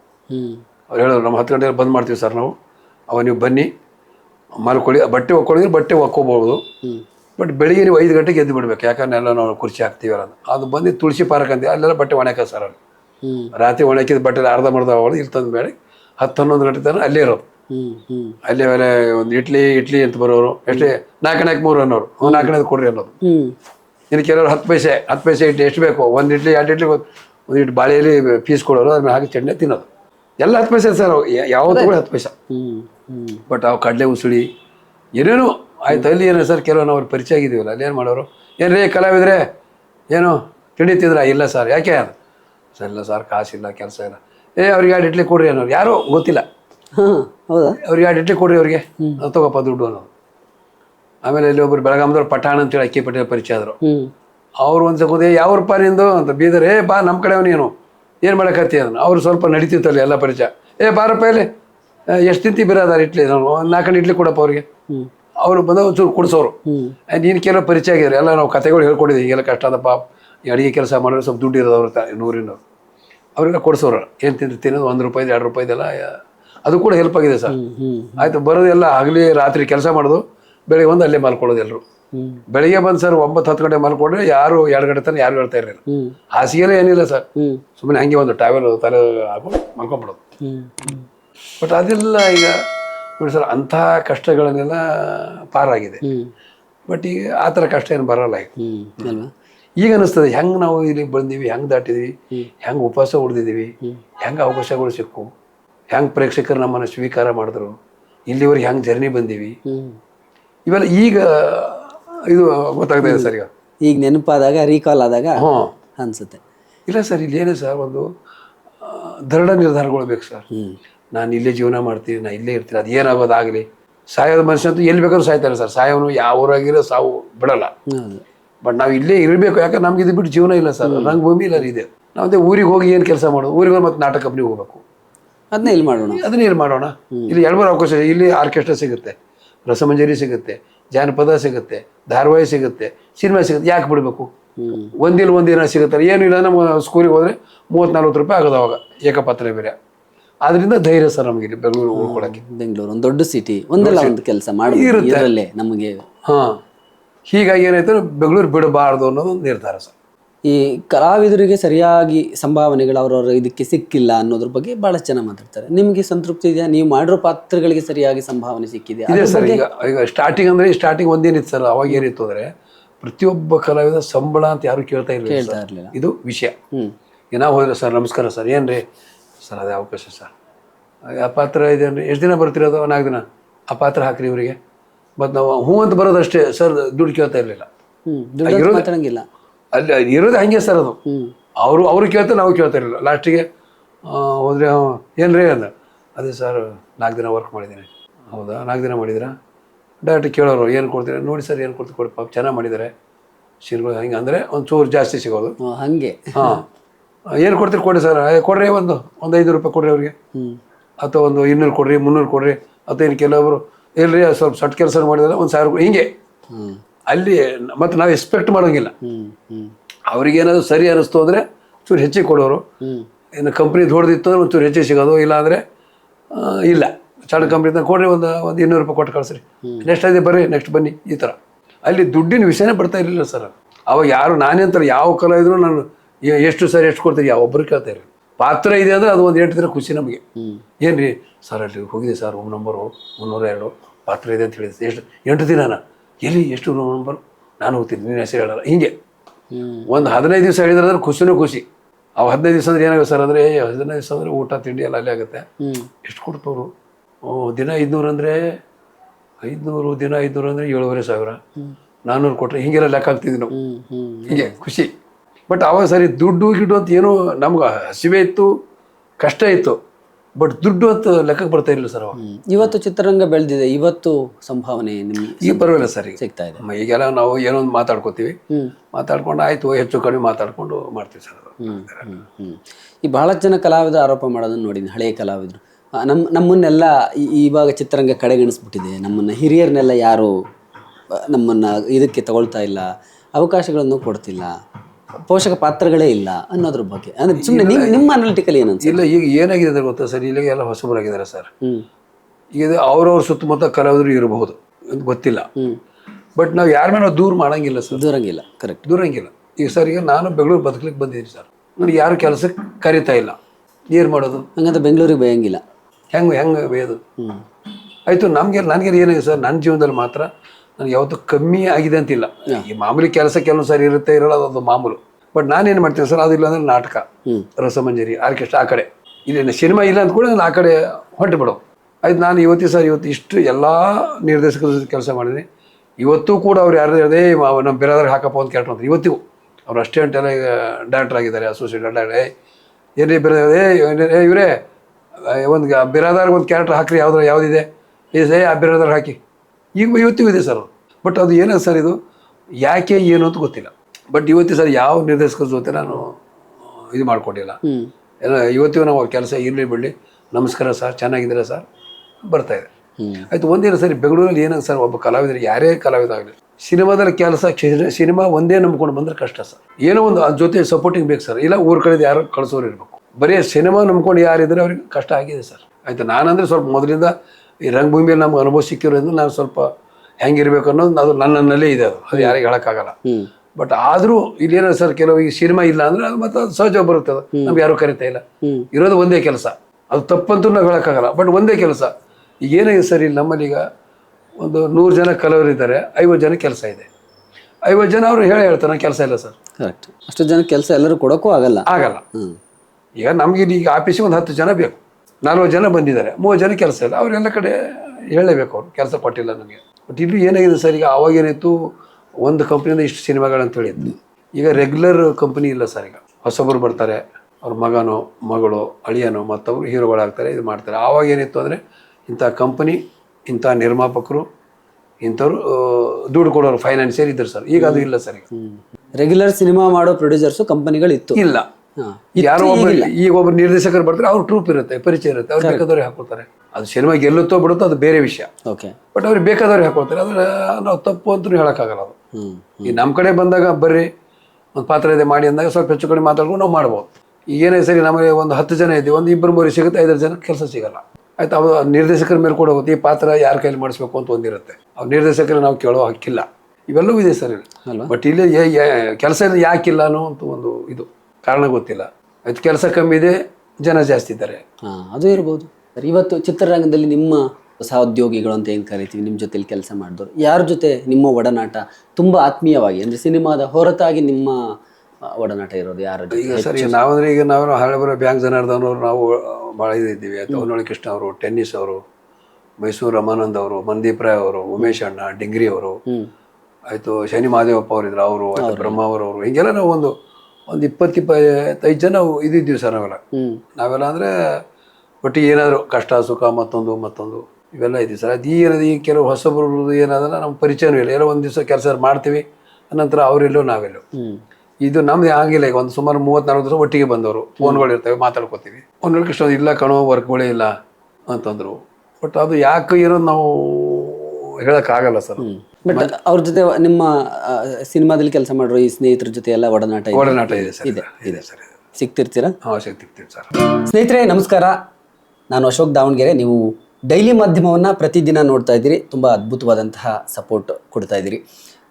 ನಮ್ಮ ಪ್ರಯತ್ನ ಇಷ್ಟೇ, ಕನ್ನಡ ಚಿತ್ರರಂಗ ಬೆಳೆದು ಬಂದ ರೀತಿ ಮತ್ತು ಚಿತ್ರರಂಗದ ಜೊತೆಯಲ್ಲಿ ಬೆಳೆದಂಥವರು, ನಿರ್ದೇಶಕರು, ನಿರ್ಮಾಪಕರು, ನಟ ನಟಿಯರು, ಯಾರೇ ಇರ್ಬೋದು, ತಂತ್ರಜ್ಞರು, ಎಲ್ಲರೂ ಕೂಡ ನಾವೆಲ್ಲರೂ ನೋಡುವಷ್ಟು ಸುಲಭವಾಗಿ ಅವರ ಜೀವನ, ಅವರ ಜರ್ನಿ ಇರೋದಿಲ್ಲ. ಯಾಕಂದರೆ ವಿಶೇಷವಾಗಿ ಕಲಾವಿದರ ಬದುಕು ಅಂತ ಬಂದಾಗ ನಮಗೆ ತೆರೆ ಮೇಲೆ ಅವರ ಪಾತ್ರಗಳನ್ನು, ಅವರ ಅಭಿನಯವನ್ನು ನೋಡಿದಾಗ ಅದ್ಭುತ ಅಂತ ಅನ್ಸುತ್ತೆ. ಆದರೆ ಅದರ ಹಿಂದೆ ಅವರು ಪಟ್ಟಂತಹ ಶ್ರಮ, ಹಸಿವು, ನೋವು, ಕಷ್ಟಗಳು, ಏಳು ಬೀಳುಗಳು ಅವೆಲ್ಲವೂ ಅವರಿಗೆ ಮಾತ್ರ ಗೊತ್ತಿರುತ್ತೆ. ಅಂತಹ ಕಲಾವಿದರ ಬದುಕನ್ನು ನಿಮ್ಮ ಮುಂದೆ ತೆರೆದಿಡುವಂತಹ ಪ್ರಯತ್ನ. ಅಂದರೆ ಕಲಾವಿದರು ಬಹಳ ಆರಾಮಾಗಿರ್ತಾರೆ, ಅವರು ತುಂಬ ಅದ್ಭುತವಾಗಿ ಜೀವನ ಮಾಡ್ತಾರೆ ಅನ್ನುವಂತಹ ಒಂದು ನಂಬಿಕೆ ಇದೆಯಲ್ಲ, ಅದಲ್ಲ. ಅವರ ಜೀವನ ಸಿನಿಮಾ ಜರ್ನಿ ಬಹಳ ಕಷ್ಟದಿಂದ ನಡೆದು ಬಂದಿರುತ್ತೆ ಅನ್ನುವಂಥದ್ದನ್ನು ನಿಮಗೆ ಪರಿಚಯ ಮಾಡುವಂತಹ ಪ್ರಯತ್ನ ಅಷ್ಟೇ ನಮ್ಮದು. ಸೊ ವೈಜನಾಥ್ ಬಸಪ್ಪ ಬಿರಾದಾರ್ ಖ್ಯಾತಿಯ ನಮ್ಮ ಕನ್ನಡ ಚಿತ್ರರಂಗದ ಹಿರಿಯ ನಟರು ನಮ್ಮ ಡೈಲಿ ಮಾಧ್ಯಮಕ್ಕೆ ಸಂದರ್ಶನ ಕೊಟ್ಟಿದ್ದಾರೆ. ಅವರ ಜರ್ನಿ ಹೇಗೆ ನಡೆದು ಬಂತು, ಒಂದು ಪುಟ್ಟ ಹಳ್ಳಿಯ ಬೀದರ್ ಜಿಲ್ಲೆಯ ಒಂದು ಪುಟ್ಟ ಕುಗ್ರಾಮದಿಂದ ಬಂದಂತಹ ಬಿರಾದಾರ್ ಅವರು ಕನ್ನಡ ಚಿತ್ರರಂಗದಲ್ಲಿ 560 ಸಿನಿಮಾಗಳನ್ನು ಮಾಡಿದ್ದಾರೆ. 4 ದಶಕ ಅಂದರೆ 40 ವರ್ಷಗಳ ಕಾಲ ಅವರ ಸಿನಿಮಾ ಜೀವನ ಇಲ್ಲಿ ಸಾಗಿ ಬಂದಿದೆ. ಅದರ ಹಿಂದೆ ಎಷ್ಟು ನೋವಿತ್ತು, ಎಂತೆಂಥ ಹಸಿವು, ಎಷ್ಟು ಕಷ್ಟಗಳನ್ನು ಅವರು ಅನುಭವಿಸಿ ಬಂದರು ಅನ್ನೋದನ್ನು ಅವರು ನಮ್ಮ ಜೊತೆ ಹಂಚ್ಕೊಂಡಿದ್ದಾರೆ. ನೋಡ್ತಾ ಇರಿ ಡೈಲಿ ಮಾಧ್ಯಮ, ಇದರಲ್ಲಿ ಇವರ ಸಂಪೂರ್ಣ ಇಂಟರ್ವ್ಯೂ ಬರುತ್ತೆ. ನಿಮ್ಮ ಸಪೋರ್ಟ್ ಹೀಗೆ ಇರಲಿ ಸರ್. ಏನು ಅನಿಸ್ತು ನಿಮಗೆ? ಇಲ್ಲ, ತುಂಬ ಖುಷಿ ಆಯ್ತು ಸರ್. ಯಾಕಂದರೆ ಒಂದು ಪ್ರತಿಯೊಂದು ಈ ಕಲೆಯ ವಿಭಾಗದ ಎಷ್ಟು ಜನ ಕಲಾವಿದರು ಇರ್ತಾರೋ ಎಲ್ಲ ಒಂದು ಪರಿಚಯ ಮಾಡಿಸ್ಕೊಡೋದು ಅಂತ ಅದು ಒಂದು ದೊಡ್ಡ ಕೆಲಸ ಸರ್. ಯಾಕಂದರೆ ಪ್ರೇಕ್ಷಕರಿಗೆ ಗೊತ್ತಾಗಬೇಕು ಕಲಾವಿದರ ಜೀವನ ಹೇಗಿದೆ, ಹೇಗಿರಬೇಕು, ಜೀವನ ಅಂದರೆ ಏನು. ಈಗ ನಮ್ಮಲ್ಲಿ ಹೀಗಿದೆ ಸರ್. ಈಗ ನೋಡೋರಿಗೆ ಏನು ಅನಿಸುತ್ತೆ ಅಂದರೆ ಈಗ ನೋಡಿ, ಈಗ ಅವರು ಮನೆ ಅಪ್ಪ ಅಮ್ಮ ಇರ್ತಾರೆ. ಈಗ ಅಪ್ಪ ಅಮ್ಮ ಅವರು ಒಂದು ಜೀವನ ಮಾಡ್ಕೊಂಡು ಬಂದು ಇವ್ರು ಹೇಗೆ ಮುಂದೆ ಮಾಡಬೇಕು. ಈಗ ನೋಡಿ ಅಪ್ಪ ಅವ್ರು ಹೀಗೆ ನಾವು ಚೆನ್ನಾಗಿರಬೇಕು, ನಾವೊಂದು ಅಪ್ಪ ಅಮ್ಮ ಹೇಳಿದ ಕೇಳಬೇಕು ಅಂತ ಅವರಲ್ಲಿ ಕೂಡ ಬರುತ್ತೆ ಸರ್. ಈಗ ನೋಡಿ, ಈಗ ಹಳ್ಳಿಯಲ್ಲಿ ಕೂಡ ಏನಾಗ್ತಾ ಇದೆ ಅಂದರೆ ಸರ್, ಈಗ ಕೆಲವೊಂದು ಮನೇಲಿ ಏನಾಗ್ತಾ ಇದೆ, ಈಗ ಹಿರಿಯರಿಗೆ ಗೌರವ ಕೊಡ್ತಾ ಇಲ್ಲ. ನಾನು ಕೇಳ್ಕೊಳ್ಳೋದು ಇಷ್ಟೇ ಮಾಧ್ಯಮದ ಮೂಲಕ, ನೀವು ಯಾರೇ ಇರಿ, ಏನೇ ಕೆಲಸ ಮಾಡಿ, ಬಡವರಾಗಿರಿ, ಶ್ರೀಮಂತರಾಗಿರಿ, ಕೂಲಿ ಮಾಡಿರಿ, ಕಂಪ್ನಿಯಲ್ಲಿ ಕೆಲಸ ಮಾಡಿ, ಅಪ್ಪ ಅಮ್ಮನ ಚೆನ್ನಾಗಿ ನೋಡ್ಕೊಳ್ಳಿ. ಅಪ್ಪ ಅಮ್ಮನ ಯಾರು ಚೆನ್ನಾಗಿ ನೋಡ್ಕೋತಾರೋ ಅವ್ರಿಗೆ ದೇವ್ರಿಗೆ ಏನು ಕಡಿಮೆ ಮಾಡಲ್ಲ. ಇದು ನನ್ನ ಅನುಭವ. ಯಾಕಂದರೆ ಇವತ್ತು ನಾನು ಏನಾದರೂ ಜೀವನ ಮಾಡ್ತಾಯಿದ್ದೀನಿ ಅಂದರೆ ನಮ್ಮ ತಾಯಿ ಆಶೀರ್ವಾದ, ಒಂದು ನಮ್ಮ ಮನೆ ದೇವರ ಆಶೀರ್ವಾದ. ಯಾಕಂದ್ರೆ ಏನಾಗಿದೆ, ಈಗೇನಾಗಿದೆ ಸರ್, ಮೊದಲು ನಾಗರ ಪಂಚಮಿ ಹಬ್ಬಕ್ಕೆ ಅಕ್ಕ ತಂಗಿಯರನ್ನ ಕರೆಸಿ ಸೀರೆ ಓಡಿಸೋದು ಇವೆಲ್ಲ ಸಂಭ್ರಮ ಇತ್ತು. ಈಗ ಏನಾಗಿದೆ ಸರ್, ಅದೆಲ್ಲ ಮಾಯ ಆಗಿದೆ. ನಾವು ಸರ್ ಒಂದು ಶಾಸ್ತ್ರ ಏನು ಹೇಳುತ್ತೆ ಅಂದರೆ, ನಮ್ಮ ಅಕ್ಕ ತಂಗಿಯರು ಯಾರು ಇರ್ತಾರೋ ನಾವು ಒಂದು ಬಡವ್ರ ಮನೆಗೆ ಕೊಟ್ಟಿರ್ತೀವಿ. ನಮ್ದು ಇದನ್ನೇ ಸರ್, ಸಾಧ್ಯ ಆದಷ್ಟು ನಾವು ಬಡವ್ರ ಮನೆಗೆ ಕೊಟ್ಟಿರ್ತೀವಿ. ಅವ್ರಿಗೆ ಏನಾದರೂ ಕಷ್ಟ ಇದ್ದರೆ ನಾವು ಅವ್ರ ಕೈಲಾದಷ್ಟು ಹೆಲ್ಪ್ ಮಾಡಬೇಕು. ಅಕ್ಕ ತಂಗಿಯರು ಏನಾದರೂ ನಮಗೊಂದು ಆಶೀರ್ವಾದ ಮಾಡಿದ್ರೆ ಅದರಂಥ ಬಲ ಇನ್ನು ಯಾವುದೂ ಇಲ್ಲ ಸರ್. ಈಗ ನಮ್ಮಲ್ಲಿ ಏನಿದೆ, ಕಮರ್ಷಿಯಲ್ ಆಗಿದೆ. ಯಾರು ಅಕ್ಕ ತಂಗಿಯರು ಮನೆಗೆ ಬಂದರೆ ಅವ್ರಿಗೊಂದು ರವಿಕೆ ಕೊಡಿಸಲ್ಲ, ಒಂದು ಸೀರೆ ಕೊಡಿಸಲ್ಲ. ಅದು ಕಷ್ಟ ಕಾಲಕ್ಕೆ ಅವೆಲ್ಲ ಬೇಕು ಸರ್ ಅವು. ಈಗ ನಮಗೆಲ್ಲ ಏನಿದೆ, ಈಗ ನಾನು ಕೂಡ ಅಷ್ಟೇ, ಈಗ ನಮ್ಮಲ್ಲಿ ಯಾರಿದ್ರೆ ನಾನು ಕೈಲಾದಷ್ಟು ನಾನು ಇದು ಮಾಡ್ತೀನಿ ಸರ್. ಇವತ್ತಿಗೂ ಹೇಳ್ತಾರೆ, ಹಿಂದಕ್ಕೆ ಒಂದು ಏನು ಹೇಳ್ತಾರೆ ಅಂದರೆ, ಹೆಣ್ಣು ಶಾಪ ಕೊಟ್ಟರೆ ತವ್ರ ಮನೆ ಬೆಂಕಿ ಎತ್ತಿತ್ತಂತೆ. ಅಷ್ಟು ಆಗಿರುತ್ತೆ, ಅಷ್ಟು ಪವರ್ ಇರುತ್ತೆ ಅಕ್ಕ ತಂಗಿಯರಲ್ಲಿ. ಅಕ್ಕ ತಂಗಿಯರು ತವ್ರ ಮನೆಗೆ ಎಷ್ಟು ಆಶೀರ್ವಾದ ಮಾಡ್ತಾರೋ ಅಷ್ಟು ತವ್ರ ಮನೆ ಬೆಳೆಯುತ್ತೆ. ಹಾಗಾಗಿ ನಾ ಹೇಳ್ಕೊಳ್ಳೋದು ಇಷ್ಟೇ, ನೀವು ಯಾರು ಎಷ್ಟು ಜನ ಇದ್ರೆ ತಾವು ಅಪ್ಪ ಅಮ್ಮನ ಚೆನ್ನಾಗಿ ನೋಡ್ಕೊಳ್ಳಿ. ಯಾಕೆಂದ್ರೆ ಹೇಳ್ತೇನೆ ಸರ್, ಒಂದು ಸಾರಿ ನಾನು ಅಪ್ಪ ಅಮ್ಮನ ಬಗ್ಗೆ ಮಾತಾಡಿದ್ದೆ. ನಾನು ಯಾವುದೋ ಒಂದು ವೇದಿಕೆಯಲ್ಲಿ ಸುಮ್ಮನೆ ಹೇಳಿ ಸರ್, ಒಂದು ತಾಯಿ ತಂದೆಗಳ ಬಗ್ಗೆ ಹೇಳಿದಾಗ ಅದು ಒಂದು 3 ವರ್ಷ ಹಿಂದೆ ಪುನೀತ್ ಸರ್ ಅವ್ರ ಮೊಬೈಲಿಗೆ ಹೋಗಿತ್ತು ಸರ್. ಹೋದಾಗ ಅಲ್ಲಿ ಪುನೀತ್ ಸರ್ ಹೋದಾಗ, ಸರ್ ನಮಸ್ತೆ ಸರ್ ಅದೇ, ನಮಸ್ತೆ ಬೇರೆದವ್ರು, ಚೆನ್ನಾಗಿ ಮಾತಾಡಿದ್ರು ಬೇರೆದವ್ರದ್ದು. ನನಗೆ ಹೆಂಗೆ ಯಾವುದು ಅಂತ ಕೇಳೋದು. ಸರ್ ಯಾವುದು ಸರ್? ಅದೇ ಅಪ್ಪ ಅಮ್ಮನ ಬಗ್ಗೆ. ಭಾಳ ಚೆನ್ನಾಗಿ ಮಾತಾಡಿದ್ರು ಬೇರೆದವ್ರದು, ದಯವಿಟ್ಟು ಅದು ಕಂಟಿನ್ಯೂ ಮಾಡಿ, ನ್ಯೂ ಜನ್ರೇಷನ್ ಬೇಕದು, ಒಂದು ಚೂರಿಗೆ ಅದು ಬೇಕದು ಅಂತ ಹೇಳಿದ್ರು. ನೋಡಿ, ಈಗ ನಮ್ಮ ಸರ್ ನೀವು ಎಲ್ಲೋ ಮಾತಾಡಿ ವಿಡಿಯೋ ನೋಡಿ. ಅಂದ್ರೆ ಏನಾಯ್ತು ಗೊತ್ತಾ, ಈಗ ನಮ್ಮಲ್ಲಿ ಏನಾಗ್ತದೆ ಗೊತ್ತಾ ಸರ್, ದುಡ್ಡು ಗಳಿಸ್ತಾ ಇದ್ದೀವಿ, ಸಾಯಂಕಾಲ ನಾವು ಖರ್ಚು ಮಾಡ್ತೀವಿ. ಅವರು ನಮ್ಮ ಏನು ಅಭ್ಯಾಸಗಳು 500 ಖರ್ಚು ಮಾಡ್ತೀವಿ, 5,000 ಮಾಡ್ತೀವಿ, ಅದು ನಮ್ಮ ಬಿಟ್ಟು ವಿಷಯ. ಆದರೆ ನಾವೇನು ಒಂದು ನಮ್ಮ ಅಕ್ಕ ಗೊತ್ತಾಗಿ ಒಂದು ಮನೆ ಕೊಟ್ಟಾಗ ಅವ್ರು ಬರ್ತಾರೆ, ಅದಕ್ಕೆ ನಾವು ನಿವಾರಣೆಗೆ ಹೋಗೋದ್ರೆ ಒಂದು 5 ರೂಪಾಯಿನೂ ಕೊಡಲ್ಲ ನಾವು. ಸುಮ್ಮನೆ ಅವ್ರಿಗೆ ಏನು ಸರ್ ಕಷ್ಟ, ಮನೆಗೆ ತಂಗಿ ಮನೆಗೆ ಏನಾಗಿದೆ ತಗೋ, 1,000 ಇಟ್ಕೊ, ಒಂದು ಒಳ್ಳೆ ಸೀರೆ ಉಡೋದು, ತುಂಬ ಖುಷಿಯಾಗಿರ್ತಾರೆ ಸರ್. ಬಟ್ ಅದು ಆಗ್ಬೇಕು ಸರ್. ಈಗ ನಾವು ಏನೇ ದುಡೀರಿ, ಬಟ್ ಈ 1,000 ರೂಪಾಯಿ ಖರ್ಚು ಮಾಡೋಕ್ಕಂತೂ ಏನು ನಮಗೇನು ಕೊರತೆ ಇಲ್ವಲ್ಲ. ಹಾಗಾಗಿ ಏನು ಸರ್, ಈಗ ನನ್ನ ಅನಿಸಿದ ಮಟ್ಟಿಗೆ ಸರ್ ಏನಂದರೆ, ಯಾರು ಅಪ್ಪ ಅಮ್ಮನ ಚೆನ್ನಾಗಿ ನೋಡ್ಬೋದು ಸರ್, ಅವ್ರಿಗೆ ಏನೂ ಕಡಿಮೆ ಬಿಡಲ್ಲ ಸರ್. ಇವತ್ತು ನಮ್ಮ ತಾಯಿ ನನಗೆ ಆಶೀರ್ವಾದ ಮಾಡಿದ್ದಾರೆ. ಅವ್ರು ಇನ್ನೊಂದು 15 ದಿವಸಕ್ಕೆ ಅವರು ಇದಾಗ್ತಾರೆ ಅಂತಂದರೆ ಹೇಳಿದ್ರು, ಮಗನೇ ನೀನು ಎಲ್ಲನೂ ನಮ್ಗೆ ಚೆನ್ನಾಗಿ ನೋಡ್ಕೊಂಡು, ನನಗೆ ಯಾವುದನ್ನು ಎದುರು ಮಾತಾಡಿಲ್ಲ, ಬಟ್ ಊರು ಬಿಟ್ಟು ಬಂದು ಜೀವನ ಮಾಡ್ತಾಯಿದ್ದೀನಿ, ಒಳ್ಳೇದಾಗಲಿ ಹೋಗಿ ಮಗನೇ ಅಂತ ಅವ್ರಿಗೆ ಇವತ್ತು ನಾನು ಜೀವನ ಮಾಡ್ತಾಯಿದ್ದೀನಿ ಸರ್. ಅವ್ರು ಇಲ್ಲೇ ಇದ್ರು ಸರ್. ಸರ್ ಒಂದು ಶಾಸ್ತ್ರ ಇನ್ನೊಂದು ಏನು ಹೇಳ್ತಾ ಇದ್ದಾರೆ, ದೇವ್ರು ಏನು ಹೇಳಿದಾನೆ ಅಂದರೆ, ನೀನು ನನ್ನ ತನಕ ಬರೋ ಅವಶ್ಯಕತೆ ಇಲ್ಲ, ನೀ ಅಪ್ಪ ಅಮ್ಮನ ಚೆನ್ನಾಗಿ ನೋಡ್ಕೊಂಡು ಅಲ್ಲೇ ಇದ್ದೀನಿ. ನೀ ಅಪ್ಪ ಅಮ್ಮನ ಚೆನ್ನಾಗಿ ನೋಡ್ಕೊಂಡು 36 ಕೋಟಿ ದೇವ್ರುಗಳು ಅಲ್ಲೇ ಇದೆ. ನೀನು ಭೂಮಿ ಕಳಿಸಿದವರು ಅವರು, ಜೀವನ ಕೊಟ್ಟವ್ರು ಅವರು. ಮತ್ತು ಇನ್ನೊಂದು ಯಾವುದೋ ಒಂದು ಇದ್ರಲ್ಲಿ ಹೇಳೋದು ಸರ್ ಏನಂದರೆ, ಒಬ್ಬ ಮಗ ಡ್ರಿಂಕರು ದಿನ ತಾಯಿ ಬೈಯೋದು, ಹ್ಮ್ ದಿನ ತಾಯಿ ಬೈಯೋದು. ಏನು ಮಾಡಿದೆ ನನಗೆ ಬಂಗಾರ ಏನು ಹಿಂಗೆ ಬೈಯೋದು. ಏನು ಮಾಡಿದ್ಯಾ ಅಂದ್ರೆ ತಾಯಿ ಅಂದಳಂತೆ, ನಾನು ಏನು ಮಾಡಿದೀಯಾ ಸರ್, ಒಂದು ಕೆಲಸ ಮಾಡಪ್ಪ, ನೀನು ಹಾಲು ಕುಡಿಸಿದ್ರೆ ನಾನು ಹಾಲು ವಾಪಸ್ ಕೊಡಪ್ಪ. ಹಾಲಿನಿಂದ ಮಾಂಸ ಪ್ರತಿಯೊಂದು ತಾಯಿ ಇದರಿಂದ ಅದು ಇದಾಗುತ್ತೆ. ಆಯಿತು, ಒಂದು ಕೆಲಸ ಮಾಡಿ, ನಾನು ಏನಿಗೆ ಕೊಟ್ಟಿಲ್ವಲ್ಲ, ನನ್ನನ್ನು ವಾಪಸ್ ಕೊಡು ಅಂತ. ಸರಿ, ಅಲ್ಲೇನಾಯಿತು ಸರ್, ನನ್ನನ್ನು ವಾಪಸ್ ಬರಲಿ ಅಂದ್ರೆ ಬಂದಾಗ ಅದು ಪೂರ್ತಿ ಬರೀ ಪಂಜರ ಸರ್, ಹ್ಮ್ ಮಾಂಸ ಇಲ್ಲ, ಏನು ಬರೀ ಪಂಜರ ಹಿಂಗಿದೆ, ಹ್ಮ್ ಹ್ಮ್ ಬರೀ ಪಂಜರ, ಏನೇನಿಲ್ಲ ಅಲ್ಲಿ ಅಂದಾಗ. ಆವಾಗ ಯಾರೋ ಒಬ್ಬ ದೊಡ್ಡ ಗುರುಗಳು ಮಾತಾಡ್ತಾ ಇದೆ, ಒಳಗೆ ಜೀವ ಇದೆ, ಮಾಂಸ ಇಲ್ಲ, ಬರೀ ಪಂಜರ ಇದೆ. ಅಲ್ಲಿ ಹೋದಂತೆ ನಂಗೆ ಹೀಗಾಗಿದೆ, ಯಾಕೆ ಹಿಂಗಾಗಿದೆ ಅಂದರೆ ಅವರು ಜ್ಞಾನಿ. ಮತ್ತು ನೀನು ತಾಯಿಗೆ ನನ್ಗೆ ಏನು ಮಾಡಿದೆ ಅಂದಿಲ್ಲ, ತಾಯಿ ತಗೊಂಡಿದ್ದಾಳೆ, ಮಾಂಸ ಹಾಲೆಲ್ಲ ಹೋಗಿದೆ, ಅದಕ್ಕೆ ಹಿಂಗಾಗಿದೆಯಾ. ತಾಯಿ ತಂದೆ ಯಾವತ್ತೂ ನೀನು ಮಾಡಬೇಡ, ನೀನು ತಾಯಿ ತೊಗೊಂಡಿದ್ರೆ ಆಗ ಹಿಂಗಾಗಿದೆ. ಈಗ ಇಲ್ಲ, ನಾನು ನಾಲ್ಕು ವಾಪಸ್ಸು ತೊಗೊಂಡಿದ್ದೆ, ಇನ್ನೇನಿದೆ ನಿನಗೆ ಜೀವನ ಅಂದರೆ, ನನ್ನ ತಪ್ಪಾಯ್ತು ಗುರುಗಳೇ, ಮುಂದಿನ ಜನ್ಮ ಹೊಂದಿದ್ರೆ ನಾನು ಮತ್ತೆ ನನ್ನ ತಾಯಿ ಹೊಟ್ಟೆಯಲ್ಲಿ ಕೊಡ್ತೀನಿ. ಅದು ಗೊತ್ತಿಲ್ಲ ಗುರುಗಳು, ಅದು ಗೊತ್ತಿಲ್ಲ. ಎಷ್ಟು ಪವರ್ ಇದೆ ಸರ್. ನಿಜ. ನಾವು ತಾಯಿ ತಂದೆ ಏನಂತ ಏನು ಮಾಡಿದೆ ನೀನು, ನನಗೇನು ಹೊಲ ಕೊಟ್ಟಿದ್ದೆ, ಏನೋ ಒಂದು ಅಂತೀವಿ ನಾವು, ಯಾರೇ ಒಬ್ಬರು, ಅದು ಬರುತ್ತೆ. ಬಟ್ ಅದು ಸರ್ ದೊಡ್ಡದು, ಇಡೀ ಜೀವನನೇ ಅವ್ರದ್ದೇ ಇದೆಯಲ್ಲ ಸರ್, ಇಡೀ ದೇಹನೇ ಅವ್ರು ಇರೋ, ಇನ್ನೇನು ಮಾಡ್ಲಿಕ್ಕೆ ಸಾಧ್ಯ. ಹಾಗಾಗಿ ನಾನು ಹೇಳೋದಿಷ್ಟ, ನಾನು ಎಲ್ಲ ಕಡೆ ಅದನ್ನೇ ಹೇಳ್ತೀನಿ ಸರ್, ಅಪ್ಪ ಅಮ್ಮನ ಚೆನ್ನಾಗಿ ನೋಡ್ಕೊಳ್ಳಿ. ಒಬ್ಬ ಕೂಲಿ ಮಾಡೋನಿದ್ದಾನ, ಎಷ್ಟು ಸಾಧ್ಯ ಆಯಿತು ಕೂಲಿ ಮಾಡಿ, ಏನು ಇದ್ದಿದ್ದು ಮನೆಗೆ ಏನು ಮುದ್ದೆ ರೊಟ್ಟಿ ಚಪಾತಿ ಏನೇನು ತಿಂತಾರೆ. ಹಾಗಾಗಿ ಏನಿಲ್ಲ ಸರ್, ನಾನು ಹೇಳೋದಿಷ್ಟಲ್ಲ ಪ್ರೇಕ್ಷಕರಿಗೆ ಎಲ್ಲರೂ ಹೇಳೋದಿಷ್ಟ, ನಾನು ದಯವಿಟ್ಟು ಕೈ ಮುಗಿದು ಹೇಳ್ತೀನಿ, ಅಪ್ಪ ಅಮ್ಮನ ಚೆನ್ನಾಗಿ ನೋಡ್ಕೊಳ್ಳಿ, ನಿಮಗೆ ದೇವ್ರು ಯಾವತ್ತೂ ಕಡಿಮೆ ಮಾಡಲ್ಲ. ತುಂಬ ಸಂತೋಷ ಸರ್, ಒಳ್ಳೆಯ ಮಾತು ಹೇಳಿದ್ರಿ. ಸೊ ಬಿರಾದಾರ್ ಸರ್ ಬಹಳ ಅದ್ಭುತವಾದಂತಹ ಮಾತನ್ನು ಹೇಳಿದ್ರು. ಇವತ್ತಿನ ಜೀವನ ಶೈಲಿ, ನಮ್ಮ ಆಧುನಿಕ ಜೀವನ ಶೈಲಿ ಹೇಗಾಗಿದೆ ಅನ್ನೋದಕ್ಕೆ ಅವ್ರು ಕೊಟ್ಟಂತ ಎಕ್ಸಾಂಪಲ್ ಬಹಳ ಸೂಕ್ತ ಅಂತ ಅನ್ಸುತ್ತೆ. ಯಾಕಂದ್ರೆ ಇವತ್ತು ಯಾರು ಕೂಡ ಕೂಡು ಕುಟುಂಬದಲ್ಲಿ ಇರೋದೇ ಇಲ್ಲ, ಎಲ್ಲ ತಂದೆ ತಾಯಿನೆಲ್ಲೋ ಬಿಟ್ಟಿರ್ತಾರೆ.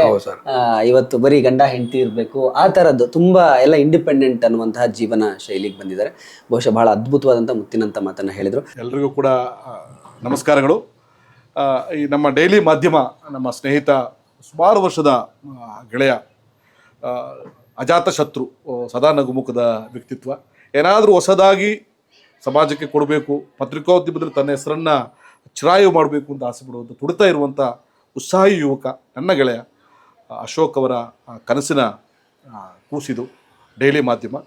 ನನ್ನ ಮನಸಾರೆ, ನನ್ನ ಸಂಪೂರ್ಣ ಹೃದಯದಿಂದ ನಾನು ಶುಭವನ್ನು ಕೋರ್ತಾ ಇದ್ದೀನಿ. ಈ ಮಾಧ್ಯಮವನ್ನು ನೀವೆಲ್ಲರೂ ಕೂಡ ಪ್ರೀತಿಯಿಂದ ಸಬ್ಸ್ಕ್ರೈಬ್ ಮಾಡಿ ಬೆಳೆಸಿ. ನನಗೆ ಖಂಡಿತ ನಂಬಿಕೆ ಇದೆ, ನಿಮಗೆ ನಿರಾಶೆ ಮಾಡದ ರೀತಿಯಲ್ಲಿ ಒಳ್ಳೊಳ್ಳೆ ಕಂಟೆಂಟ್ ಓರಿಯೆಂಟೆಡ್ ವಿಷಯಗಳನ್ನು ನಮ್ಮ ಅಶೋಕ್ ಅವರ ನೇತೃತ್ವದಲ್ಲಿ ಈ ತಂಡ ಕೊಡ್ತೇನೆ ನಂಬಿಕೆ ಇದೆ. ನಾನು ಅವ್ರ ಜೊತೆ ಕೈ ಜೋಡಿಸ್ತೀನಿ, ನೀವುಗಳು ಕೂಡ ಅವ್ರ ಜೊತೆ ಕೈ ಜೋಡಿಸಿ ಒಟ್ಟಿಗೆ ನಮ್ಮ ಡೈಲಿ ಮಾಧ್ಯಮವನ್ನು ನಾವು ಬೆಳೆಸೋಣ. ಧನ್ಯವಾದ.